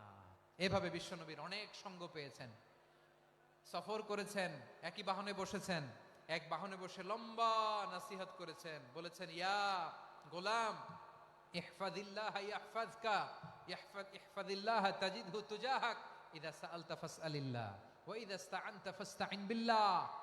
আল্লাহর বিধান মানো, আল্লাহর বিধান রক্ষা করো, আল্লাহ তোমায় রক্ষা করবে।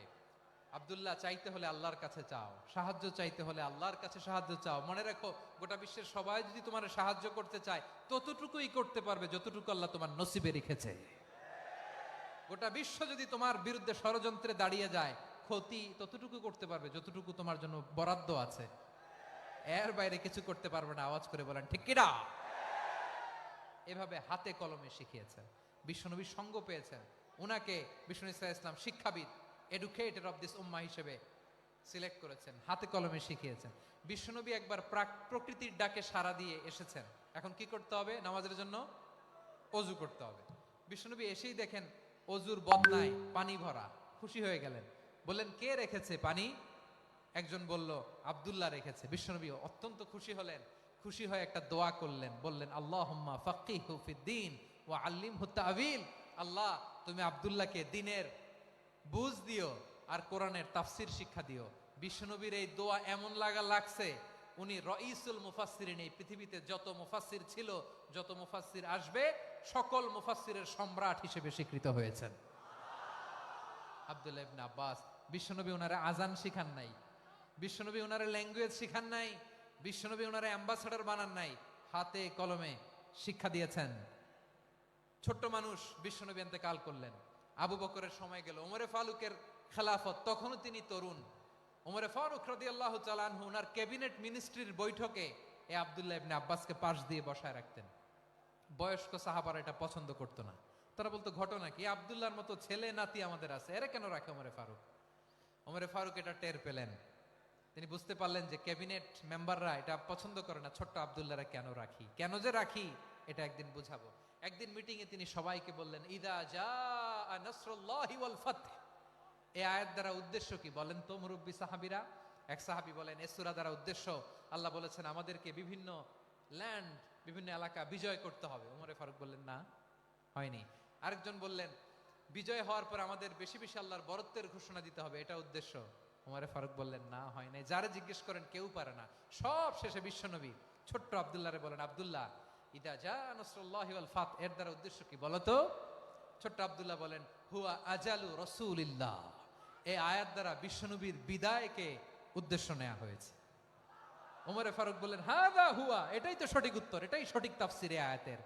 কারণ ইদা জাআ নাসরুল্লাহি ওয়াল ফাতহ, যখন আল্লাহর সাহায্য আর বিজয় আসবে, ওয়া রাআইতান নাসা ইয়াদখুলুনা ফি দীনিল্লাহি আফওয়াজা, আপনি দেখবেন দলে দলে, ঢলে ঢলে, বানের পানির মতো মানুষ ইসলামের দিকে ঢুকতেছে। ইসলামের বিজয় হয়েছে। তো ইসলামের বিজয়ের মিশন নিয়ে নবী আসছে। বিজয়ী যখন হয়ে গেছে, এখন তো নবীর বিদায় হবে। জোরে বলেন ঠিক কিনা? কোন সাহাবী এই সূক্ষ্ম কথাটা ধরতে পারে নাই, ওই আব্দুল্লাহ ছাড়া। আব্দুল্লাহ যখন উত্তর দিছে, সব সাহাবীদের টনক নড়েছে। এরপর থেকে কোনো ক্যাবিনেট মিটিং এ আর কোন সাহাবারা কোনো প্রশ্ন করে নাই। আওয়াজ করে পড়েন সুবহানাল্লাহ।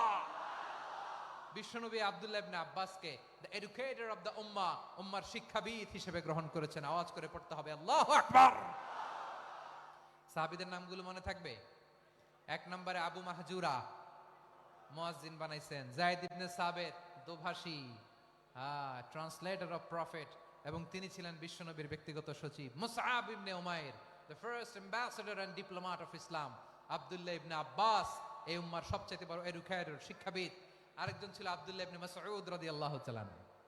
দুই আব্দুল্লাহ, আব্বাস গেল, আরেকজন হচ্ছে মাসউদ। মক্কার তরুণ, ছাগল পালতো মুশরিকের। বিশ্বনবী আর আবু বকর রাদিয়াল্লাহু তাআলা আনহু একবার গেলেন, যে দেখে এই তরুণ দাঁড়ায় আছে। বিশ্বনবী বলেন, আমি খুব ক্ষুধার্ত, তোমার কাছে কি দুধ আছে ছাগলের? আব্দুল্লাহ ইবনে মাসউদ বলে, আছে। ওয়ালাকিন আনা মুতামান, কিন্তু যে দুধ আছে এটা আমানতের, আমি দিতে পারবো না। বিশ্বনবী এইটা শুনেই তারা টার্গেট করে ফেলছে। আনা মুতামান, দুধ আছে, কিন্তু এটা আমার মালিকের, আমি তো দরদ দেখায় আমার মালিকের দুধ আপনি পথিক, আপনারা দিতে পারি না। বিশ্বনবী টার্গেট করে ফেলছেন, এরে আমার কাজে লাগাইতে হবে। বিশ্বনবী বলেন, আচ্ছা ঠিক আছে, দুধ দিও না, কিন্তু এমন ছাগি আছে কিনা যেই ছাগির সাথে কোনো ছাগলের মিলন হয় নাই, তার ওলানে দুধও আসে নাই, বাচ্চাও নাই, এরকম ছাগির থেকে যদি আমি দুধ খাই তাহলে তো সমস্যা নাই। বলতেছে, এরকম ছাগির থেকে দুধ খাইলে সমস্যা নাই, কারণ এরকম ছাগির ওলান থেকে দুধ আসবেও না। বলতেছে, ঠিক আছে, এরকম একটা ছাগি নিয়ে আসো। নিয়ে আসা হলো। বিশ্বনবী বিসমিল্লাহ বলে ওই ছাগির ওলানে হাত দিলেন। হাত দিতে দেরি, পুরো ওলানটা দুধে ভরে যেতে দেরি হয় না। বিশ্বনবী আর আবু বকর রাদিয়াল্লাহু তাআলা আনহু দহন করে পেট ভরে খেলেন। এই দৃশ্য আব্দুল্লাহ ইবনে মাসউদের হৃদয়ে দাগ কাটলো। এই মুআজিজা দেখে তিনি বললেন, আশহাদু আল্লা ইলাহা ইল্লাল্লাহ ওয়া আশহাদু আন্না মুহাম্মাদুর রাসূলুল্লাহ। তিনি ষষ্ঠ মুসলিম ছিলেন, 6 নম্বর মুসলমান। ওনাকে টার্গেট করে বিশ্বনবী দেখলেন এমন ইন্টেলেকচুয়াল ব্রেন, উনি সূক্ষ্ম সূক্ষ্ম জিনিস বুঝে বেশি, ফিকহি জ্ঞান ওনার মধ্যে বেশি। বিশ্বনবী ওনাকে কোরআনের জ্ঞান শিক্ষা দিতে লাগলেন। উনি বিশ্বনবী সবার কাছে কোরআন শোনায়, কিন্তু বিশ্বনবী নিজে আব্দুল্লাহ ইবনে মাসউদের কাছ থেকে কোরআন শুনতো। বিশ্বনবী একবার বললেন, ইকরা আলাইয়া ইয়া মাসউদ। ইবনে মাসউদ একবার শোনাও তো কোরআন দেখি। আব্দুল্লাহ ইবনে মাসউদ বলে, আকরাউ আলাইকা ওয়া আলাইকা উনজিল। নবী, আপনার উপর কোরআন নাজিল হয় আর আমি আপনার সামনে কোরআন পড়ব। বিশ্বনবী বললেন, ইন্নী উহিব্বু আন আসমাআহু মিন গায়রি। আমি নিজে পড়তে যেমনি ভালোবাসি, অন্যে পড়ুক আমি শুনবো, এটাও আমি ভালোবাসি। সূরা নিসা তিনি তেলাওয়াত করে শুনিয়েছেন। এমন সূক্ষ্ম সূক্ষ্ম বিষয় বিশ্বনবী উনাকে ধরিয়ে দিয়েছেন। উনি হয়ে গিয়েছেন, আব্দুল্লাহ ইবনে আব্বাস হয়েছেন রাইসুল মুফাসসিরিন, উনি হয়ে গিয়েছেন ফাকিহুল উম্মাহ। ওনার চাইতে বড় ফকি এই পৃথিবী আর দেখবে না। চিল্লায় বলেন সুবহানাল্লাহ। উনি বলতেন, ওয়াল্লাহি ওয়াল্লাহি ইল্লাযী লা ইলাহা গায়রু মা উনজিলাত সূরাতুন ইল্লা ওয়া আনা আ'লামু আইনা উনজিলাত ওয়া ফীমা উনজিলাত। বিশ্বনবী এমন ভাবে কোরআনের দার্স আমাকে দিয়েছেন, কোরআনে যত সূরা নাজিল হয়েছে, যেখানে নাজিল হোক না কেন আমি জানি এটা কোথায় নাজিল হয়েছে এবং কোন প্রেক্ষাপটে নাজিল হয়েছে। এমন একটা সূরা নাই যে সূরার কোথায় নাজিল হয়েছে আমি মাসুদের জানা নাই, কোন প্রেক্ষাপটে নাজিল হয়েছে আমার জানা নাই। এরকম ঘটবে না। চিল্লায় বলেন আল্লাহু আকবার। এই আব্দুল্লাহ ইবনে মাসউদ রাদিয়াল্লাহু তাআলা আনহু ওমরে ফারুকের সময় কুফার চিফ জাস্টিস ছিলেন। কুফা নগরীর চিফ জাস্টিস। চিফ জাস্টিস বুঝেন নাই? বিচারপতি। কি ছিলেন? সবাই বলে নাই, কি ছিলেন? বিচারপতি ছিলেন। এবং ওনার যে ফিকহি জ্ঞানের ধারা, এটাই আলকামা, ইব্রাহিম আন-নাখাই, হাম্মাদ ইবনে সুলাইমান হয়ে ইমাম আবু হানিফা পর্যন্ত পৌঁছেছে। এবং ওনার ফিকহি জ্ঞানের ধারাই হানাফি মাযহাবে অ্যাকসেপ্ট হয়েছে। আজও এগুলো হানাফি মাযহাবে চর্চিত হয়। হানাফি মাযহাবের সব ফিক আব্দুল্লাহ ইবনে মাসউদের ফিকহি জ্ঞানের ধারা থেকে নেওয়া হয়েছে। চিল্লায় পড়েন সুবহানাল্লাহ।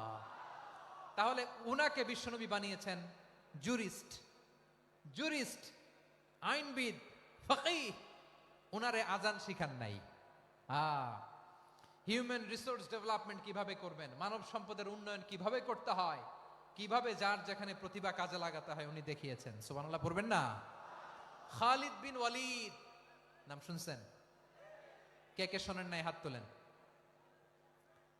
কি ছিলেন? বীর যোদ্ধা ছিলেন খালিদ বিন ওয়ালিদ।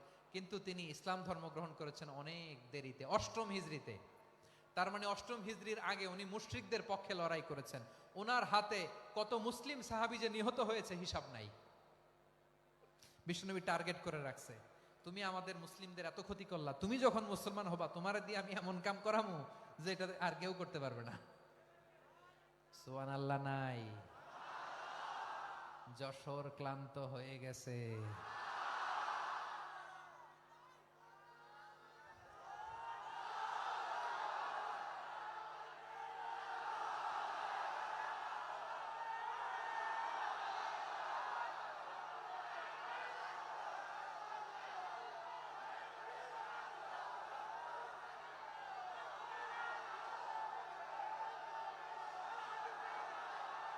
মাশাআল্লাহ, বসুন বসুন বসুন।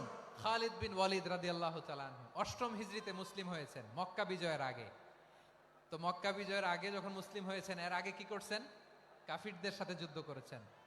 উনি উহুদের যুদ্ধে মুসলমানদের যে পরাজয় ভাব, কঠিন পরিস্থিতির মুখোমুখি উনার কারণে পেছন থেকে এমন আতর্কিত আক্রমণ করেছেন, মুসলমানদেরকে কচুকাটা করেছেন। 8ম হিজরিতে আল্লাহ তাআলা হেদায়েতের নূর দিয়ে ওনার হৃদয়টাকে উজালা করে দিলেন। লা ইলাহা এটা এমন বাণী যার হৃদয়ে একবার টাচ খাবে, এইটা থেকে সে আর পালিয়ে বেড়াতে পারে। ঝিনুকের ভেতর লুকিয়ে থাকে যেমন মতি, ঝিনুকের ভেতর লুকিয়ে থাকে যেমন মতি, কলমা শাহাদাতে আছে আল্লাহর জ্যোতি, কলমা শাহাদাতে আছে আল্লাহর জ্যোতি। ঠিক কিনা বলেন? মক্কা বিজয়ের আগে মুসলিম হলেন। হওয়ার পরেই বিশ্বনবীর টার্গেট ফুলফিল হলো। ওই যে টার্গেট করে রেখেছেন আর দোয়া করেছেন, খালিদ বিন ওয়ালিদ যদি মুসলিম হয় তাকে আমি মিলিটারি চিফ বানাবো। ওনাকে আজান শিখান নাই, ওনারে কান ধইরা নামাজের এই মাথা থেকে ওই মাথা আনান নাই, ফিকহি কোরআনের সূক্ষ্ম তাফসীর ওনারে শিখান নাই, অ্যাম্বাসেডর বানান নাই। বিষ্ণু ইসলাম উনাকে সামরিক অভিযানে প্রেরণ করেছেন। সামরিক অভিযানে তিনি প্রেরণ করেছেন।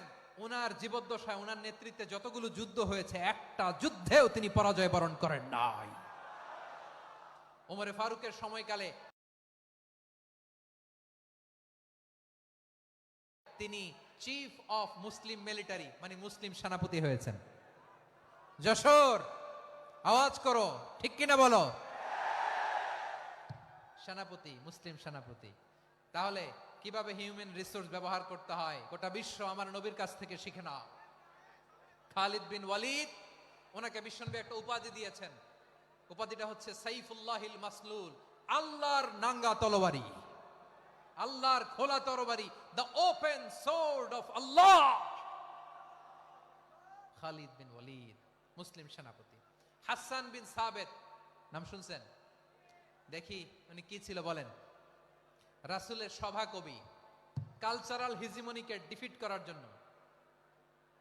উনি ভালো অস্ত্র চালানো জানতেন না, ওই কাজে উনি যেতেন না। ওনার ছিল কাব্য প্রতিভা।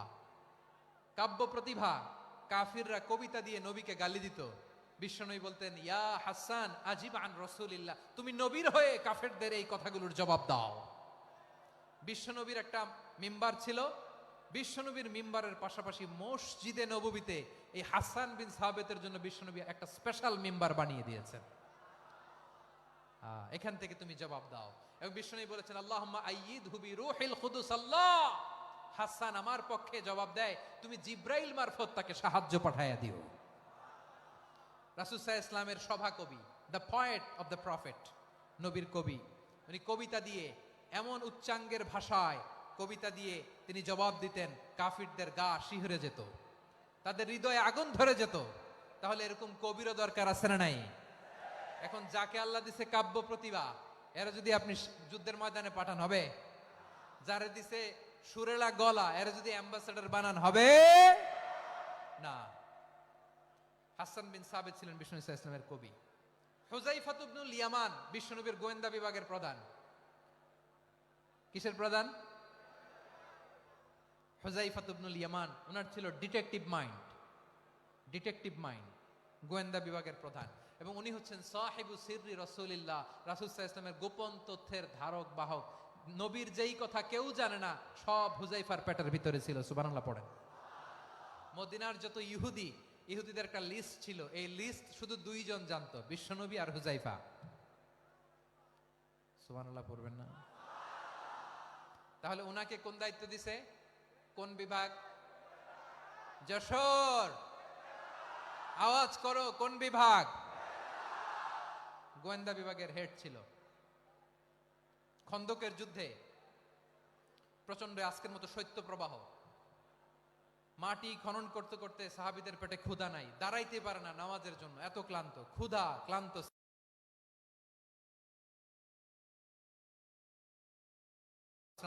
বিশ্বনবী বললেন, কে আছো এই কঠিন শীত, এই ভয় আর ক্ষুধার মধ্যেও খন্দকের পরীক্ষার টপকে শত্রু শিবিরে যে আমাকে তথ্য দিবা? কে আছো? কারো গায়ে শক্তিই নাই যে দাঁড়াবে, কেউ দাঁড়ায় না।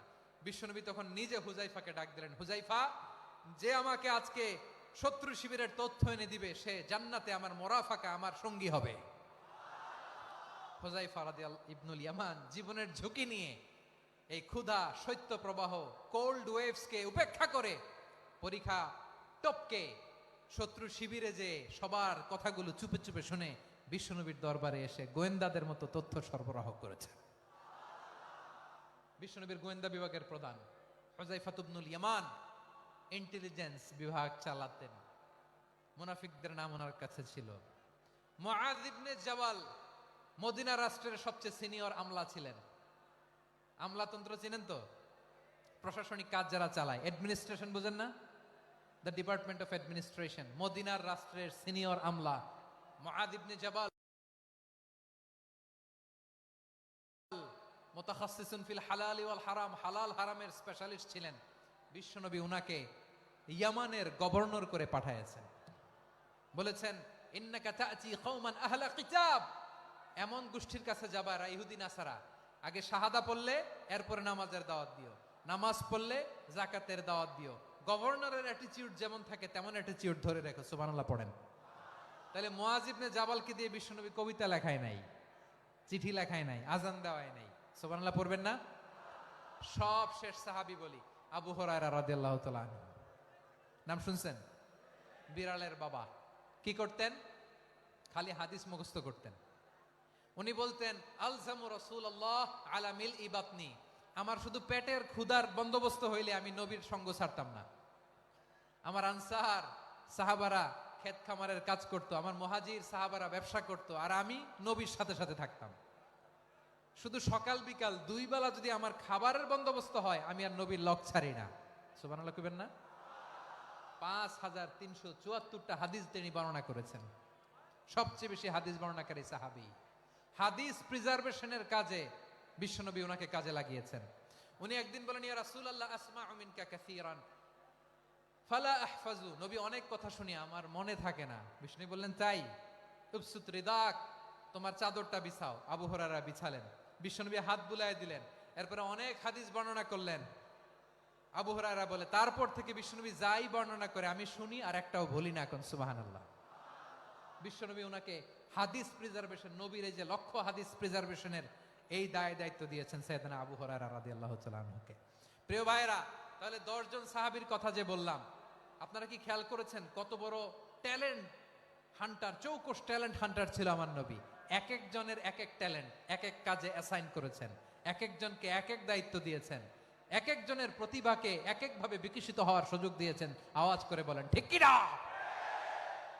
এখন আমার পর্দার আড়ালে আমার মায়েরা বলবে এতগুলো পুরুষ সাহাবীর কথা বললো, নারী সাহাবীরা কি কিছু করে নাই? হ্যাঁ, একজন নারী সাহাবীর কথা বলে মোনাজাত হবে, দোয়া ছাড়া কেউ যাব না। রুফাইদা আল আসলামিয়া রাদিয়াল্লাহু তাআলা আনহা, ওনার বাবার নাম সাআদ আল আসলামি। বিশ্বনবী কি খেয়াল করলেন দেখেন, সাআদ ছিল মদিনার বড় ডাক্তার। এই নারী সাহাবী রুফাইদা বাবার কাছ থেকে চিকিৎসা বিদ্যা শিখেছেন। যখন শিখছে বিশ্বনবী দেখলেন আমার তো প্রতি সপ্তাহে সপ্তাহে যুদ্ধে আহত সাহাবীদের সেবা দিবে কে?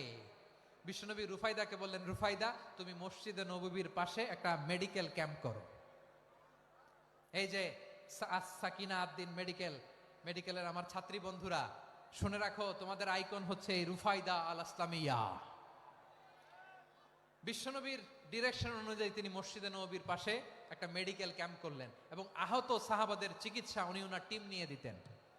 বিশ্বনবীর পরামর্শে উনি আনসারি এবং মুহাজির মহিলা সাহাবীদেরকে নিয়ে একটা স্পেশাল মেডিকেল টিম গঠন করলেন। খায়বার যুদ্ধে 7ম হিজরিতে যখন বিশ্বনবী যায় উনি ওনার টিম নিয়ে আসলেন, বললেন ইয়া রাসূলুল্লাহ আমরা তো তলোয়ার চালাতে পারি না, আমরা তো তীর মারতে পারি না, আপনি যদি অনুমতি দেন খায়বার অভিযানে আমি আমার টিম নিয়ে মেডিকেল টিমের সেবাটা সার্ভিসটা দিতে চাই। পড়েন সুবহানাল্লাহ। বিশ্বনবী অনুমতি দিলেন, যোদ্ধা সাহাবীদের সাথে রুফাইদা আল আসলামিয়া উনিও মেডিকেল টিম নিয়ে অগ্রসর হলেন। খায়বারের প্রতিটা আহত ইনজুর্ড সাহাবী যারা ইনজুরির শিকার হয়েছেন সবাই রুফাইদা আল আসলামিয়ার এই মেডিকেল ক্যাম্প থেকে চিকিৎসা সহায়তা পেয়েছেন। সুবহানাল্লাহ পড়েন। দেখেন কিভাবে বিশ্বনবী ট্যালেন্ট বাছাই করতেন। আপনি অবাক হবেন, বাহরাইনের মেডিকেল ইউনিভার্সিটিতে রুফাইদা আল আসলামিয়া মেডিকেল প্রাইজ অ্যাওয়ার্ড প্রতি বছর দেয়া হয়। যদি 8 দিনের এই মেডিকেল আমার বোনেরা যদি জেনে থাকো জানো, না হলে নতুন করে জানো, সার্চ দিও রুফাইদা আল আসলামিয়া মেডিকেল অ্যাওয়ার্ড বাহরাইনের ইউনিভার্সিটিতে দেয়া হয়। প্রিয় ভাইয়েরা, তাহলে আলোচনার সামারি আমরা করি। বিশ্বনবী যার যেখানে ট্যালেন্ট তাকে ওইখানে কাজে লাগাতেন। আওয়াজ করে বলেন ঠিক কিনা? এবার একটা ইন্টারভিউ হবে, আওয়াজ করে বলেন আবু মাহজুরাকে বিশ্বনবী কি বানাইছেন? হ্যাঁ,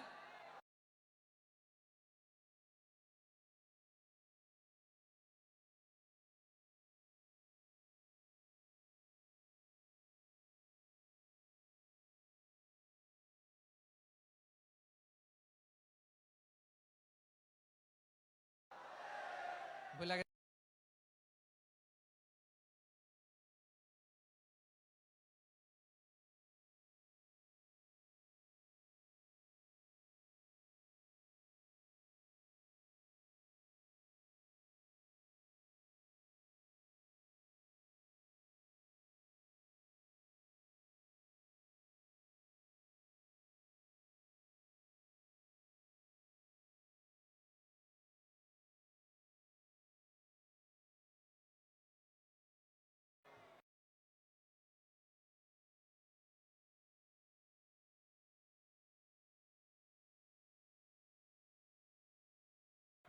হাসান বিন সাবিত ছিলেন বিশ্বনবীর সভাকবি।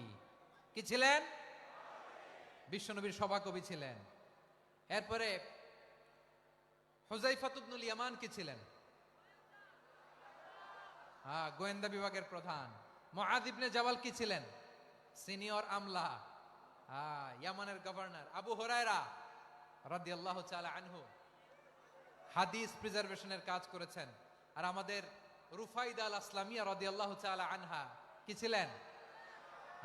নার্স ছিলেন। নার্স হয়ে মেডিকেল সেবা দিয়েছেন। প্রিয় ভাইরা, পুরো আলোচনার যদি সামারি করি তাহলে বিশ্বনবী যেভাবে হিউম্যান রিসোর্সকে ম্যানেজ করেছেন, যার যেখানে প্রতিভা কাজে লাগিয়েছেন, আমরাও যদি করি আমাদের বাংলাদেশের চিত্র আমরা পাল্টে দিতে পারবো। আমরা শুরুতে শুনেছি মানুষের আছে অসীম সম্ভাবনা, প্রতিটা মানুষ অনন্য, যত্ন নিলে, যথাযথ পরিচর্যা করলে মানুষ বিশ্ব জয় করতে পারে, ঠিক কিনা? আমাদের হাফেজে কোরআনের সামনে দাঁড়াতে পারে এমন কোন হাফেজে কোরআন আল্লাহর জমিনে জন্ম হয় নাই। গোটা বিশ্ব কাঁপিয়ে তারা সেরা, আমাদের ক্রিকেটাররা সেরা, আমাদের তৈরি পোশাক শিল্প সেরা। এরকম অনেক অনেক সেরা জিনিস আছে, আমরা এগুলোরে নার্চারিং করতে পারি নাই, পরিচর্যা করতে পারি নাই, সঠিক তারবিয়াতের অভাব। তাহলে মানুষের অসীম সম্ভাবনাকে কাজে লাগাতে হবে, ঠিক কিনা বলেন? ইউনূস গভর্নমেন্টকে আমি বলবো, অল্প সময়ের জন্য আপনারা এসেছেন, সংস্কারও করতে হবে, আবার নির্বাচনও করতে হবে। সব সংস্কার হতে করতে পারবেন না, যতটুকু পারবেন এর মধ্যে আমাদের যে হিউজ ম্যান পাওয়ার, আমাদের যে মানব সম্পদ, হিউম্যান রিসোর্স, এটাকে ডেভেলপ করে আপনাদের যেতে হবে। যেটা পারবেন না সেটাকে পরবর্তী নির্বাচিত গভর্নমেন্টের কাছে রেখে যেতে হবে, যে তারা যেন করে, তাদের কাছে আপনারা এটা রেখে যাবেন। তাহলে মানুষ চাইলে বিশ্ব জয় করতে পারে। আর মানুষকে হারাতে পারে কেউ? জোরে বলো যশোর, মানুষকে হারাতে পারে কেউ? আল্লাহ আমাদেরকে জনসংখ্যা দিয়েছেন প্রিয় ভাইয়েরা। এই জনসংখ্যা অনেক বড় সম্পদ, এটা আমাদের জন্য অভিশাপ নয়, আশীর্বাদ। আমাদের জনসংখ্যাকে যদি আমরা জনশক্তিতে রূপান্তর করতে পারি, আজকে বাংলাদেশ যে অবস্থানে দাঁড়িয়ে আছে, বাংলাদেশ তার 20 গুণ উন্নতির শিখরে চলে যাবে। চিল্লায় বলো ঠিক কিনা? আমাদের শ্রমিক ভাইয়েরা বাইরে কাজ করে, আমাদের শ্রমজীবী ভাইয়েরা, প্রবাসীরা, তাদের ব্যাপারে গুরুত্ব দিতে হবে। আমাদের শ্রমের দাম সবচেয়ে কম, সবচেয়ে কম। তারা এম্বাসিতে গুরুত্ব পায় না, এয়ারপোর্টে গুরুত্ব পায় না। এই সরকার অবশ্য তাদেরকে অনেক গুরুত্ব দিচ্ছে। আমাদের অদক্ষ শ্রমিককে যখন আমরা দুবাই পাঠাই, অল্প বেতন পায়, কিন্তু ইন্ডিয়ানরা দক্ষ শ্রমিক পাঠাইলে তার 3 গুণ বেতন পায়। আমরা আমাদের শ্রমিকদেরকে অদক্ষ ভাবে আর পাঠাতে চাই না, দক্ষ শ্রমিক পাঠিয়ে আমরা রেমিটেন্সের বন্যা বইয়ে দেব। আমাদের শ্রমিকদের পাঠানো রেমিটেন্সের টাকায় সচল থাকে আমার দেশের অর্থনীতির চাকা। তাদেরকে সবচেয়ে গুরুত্ব দিতে হবে। আমরা পেয়েছি ফ্রিডম ফাইটার, মুক্তিযোদ্ধা, আর আমার প্রবাসী ভাইরা হচ্ছে রেমিটেন্স ফাইটার। জোরে বলো ঠিক কিনা? তাহলে আমাদের এই জনশক্তিকে জনসম্পদে ট্রান্সফর্ম করতে হবে, ঠিক কিনা বলেন? সরকার জনগণকে এভাবে পলিশ করতে হবে। মা বাবারা ছেলে মেয়েদের মধ্যে কার কোন যোগ্যতা তাকে ওইভাবে কাজে লাগাতে হবে। সবার এ প্লাস পাওয়ার কোনো দরকার নাই। আমাদের দেশে একটা টেন্ডেন্সি আছে, পরীক্ষায় এ প্লাস না পাইলে কই তুই কি করলি, পাশের বাড়ির ছেলে এ প্লাস পাইছে, যা ওর পা ধোয়া পানি খা। কি খা? তা আমি ভাবছি যে পা ধোয়া, এ প্লাস পাওয়া ছেলেদের পা ধোয়া পানির একটা পানির ব্র্যান্ড বানাইতে হবে। এরকম লেখা থাকবে, এ প্লাস পাওয়া ছেলেদের পা ধোয়া পানি। খাওয়া নাই, এগুলার খাওয়া নাই। ওরে আল্লাহ এ প্লাস পাওয়ার জন্য বানাইছে, আর আপনার ছেলেকে এই এ প্লাস গুলারে নিয়ন্ত্রণ করার জন্য আল্লাহ বানাইছে। ওকে দিয়ে আল্লাহ কি করবে আপনি জানেনই না। একটা এ প্লাস, একটা এ গ্রেড একটা মানুষের জীবনকে ঠিক করে দিতে পারে না। আপনার ছেলেকে আল্লাহ অন্যদিকে যোগ্যতা দিয়েছে। ওদের মনোবল ভাঙবেন না, খবরদার, খবরদার। ছেলে মেয়েদের মনোবল ভাঙবেন না। যাকে দিয়ে যেটা হবে তাকে দিয়ে সেটা করতে হবে, তার প্রতিভাকে সেভাবে কাজে লাগাতে হবে। তাহলে বাংলাদেশ, আমাদের এই জনসংখ্যা জনসম্পদে রূপান্তরিত হবে। আমাদের সরকারের তত্ত্বাবধানে আমাদের 18 কোটি জনগণ দক্ষ জনশক্তিতে রূপান্তরিত হোক, আমরা চাই কি চাই না? আমরা ভালো মানুষ, শ্রেষ্ঠ মানুষ হতে চাই কি চাই না? ওই জাপানিজদের মতো সৎ, ওই ইউরোপিয়ানদের মতো কালচার্ড, আমাদেরকে আল্লাহ তাআলা কোরআন সুন্নাহ অনেক কিছু দিয়েছেন। যেহেতু বর্তমানে আমরা দেখছি তারা সৎ, তাদের মধ্যে ভ্যালিউ আছে, সেগুলো আমাদের মধ্যে আনার দরকার আছে না নাই? আর ইসলাম দিয়ে আমাদের জীবনকে সাজাতে হবে, ইসলাম দিয়ে আমার পরিবারকে সাজাতে হবে। ইসলাম থেকে, কোরআন থেকে প্রেসক্রিপশন না নিলে জীবন সুন্দর হবে না। কোরআন থেকে প্রেসক্রিপশন না নিলে সমাজ সুন্দর হবে না।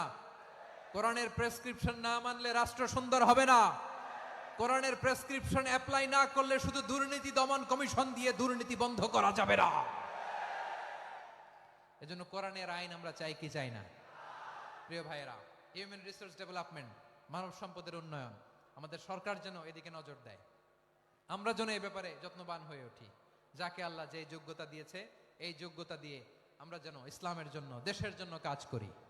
আমরা যেন আমাদের স্কিল ডেভেলপ করি, আমাদের পটেনশিয়ালকে ডেভেলপ করি। মোরালিটি, ভ্যালিউজ নিয়ে শায়েখ আহমদুল্লাহ আলোচনা করেছেন, এগুলো দিয়ে যেন আমরা আমাদেরকে সাজাই। আল্লাহ তাআলা আমাদের দেশকে তুমি নিরাপদ করো, আমরা পড়ি আমিন। আল্লাহ আমার 18 কোটি জনগণকে তুমি জনশক্তিতে রূপান্তরিত করো, আমিন। আল্লাহ আমরা হাতে হাত রেখে, কাঁধে কাঁধ মিলিয়ে, ভাইয়ে ভাইয়ে যেন এই দেশকে গড়তে পারি, আল্লাহ তুমি তৌফিক দান করো, আমরা পড়ি আমিন। আমার প্রিয় মহিউদ্দিন ভাই বলেছেন, হুজুর এমন একটা ঘোষণাপত্র দিয়ে যাবেন আজকের এই ঐতিহাসিক যশোরের প্রোগ্রামে, যেটা গোটা বাংলাদেশে মানুষ এটার উপর আমল করে। আমি যে কথাটা বলেছি এটাই, আসুন আমরা আমাদের জনসংখ্যাকে জনসম্পদে ট্রান্সফর্ম করি। আমাদের জনসংখ্যাকে আমরা যেন জনশক্তিতে রূপান্তরিত করি। জনসংখ্যাকে ট্রান্সফর্ম করে জনশক্তি দিয়ে আমরা যেন আগামীর বাংলাদেশ, স্বাধীন বাংলাদেশ 2.0 কে গড়ে তুলি। আল্লাহ তাআলা আমাদের সবাইকে কথাগুলো বোঝার, আমল করার তৌফিক দান করুন। এই জেনজি, ক্ষমা করে দিও আমাকে, অনেক ধমক দিছি, বকা দিছি।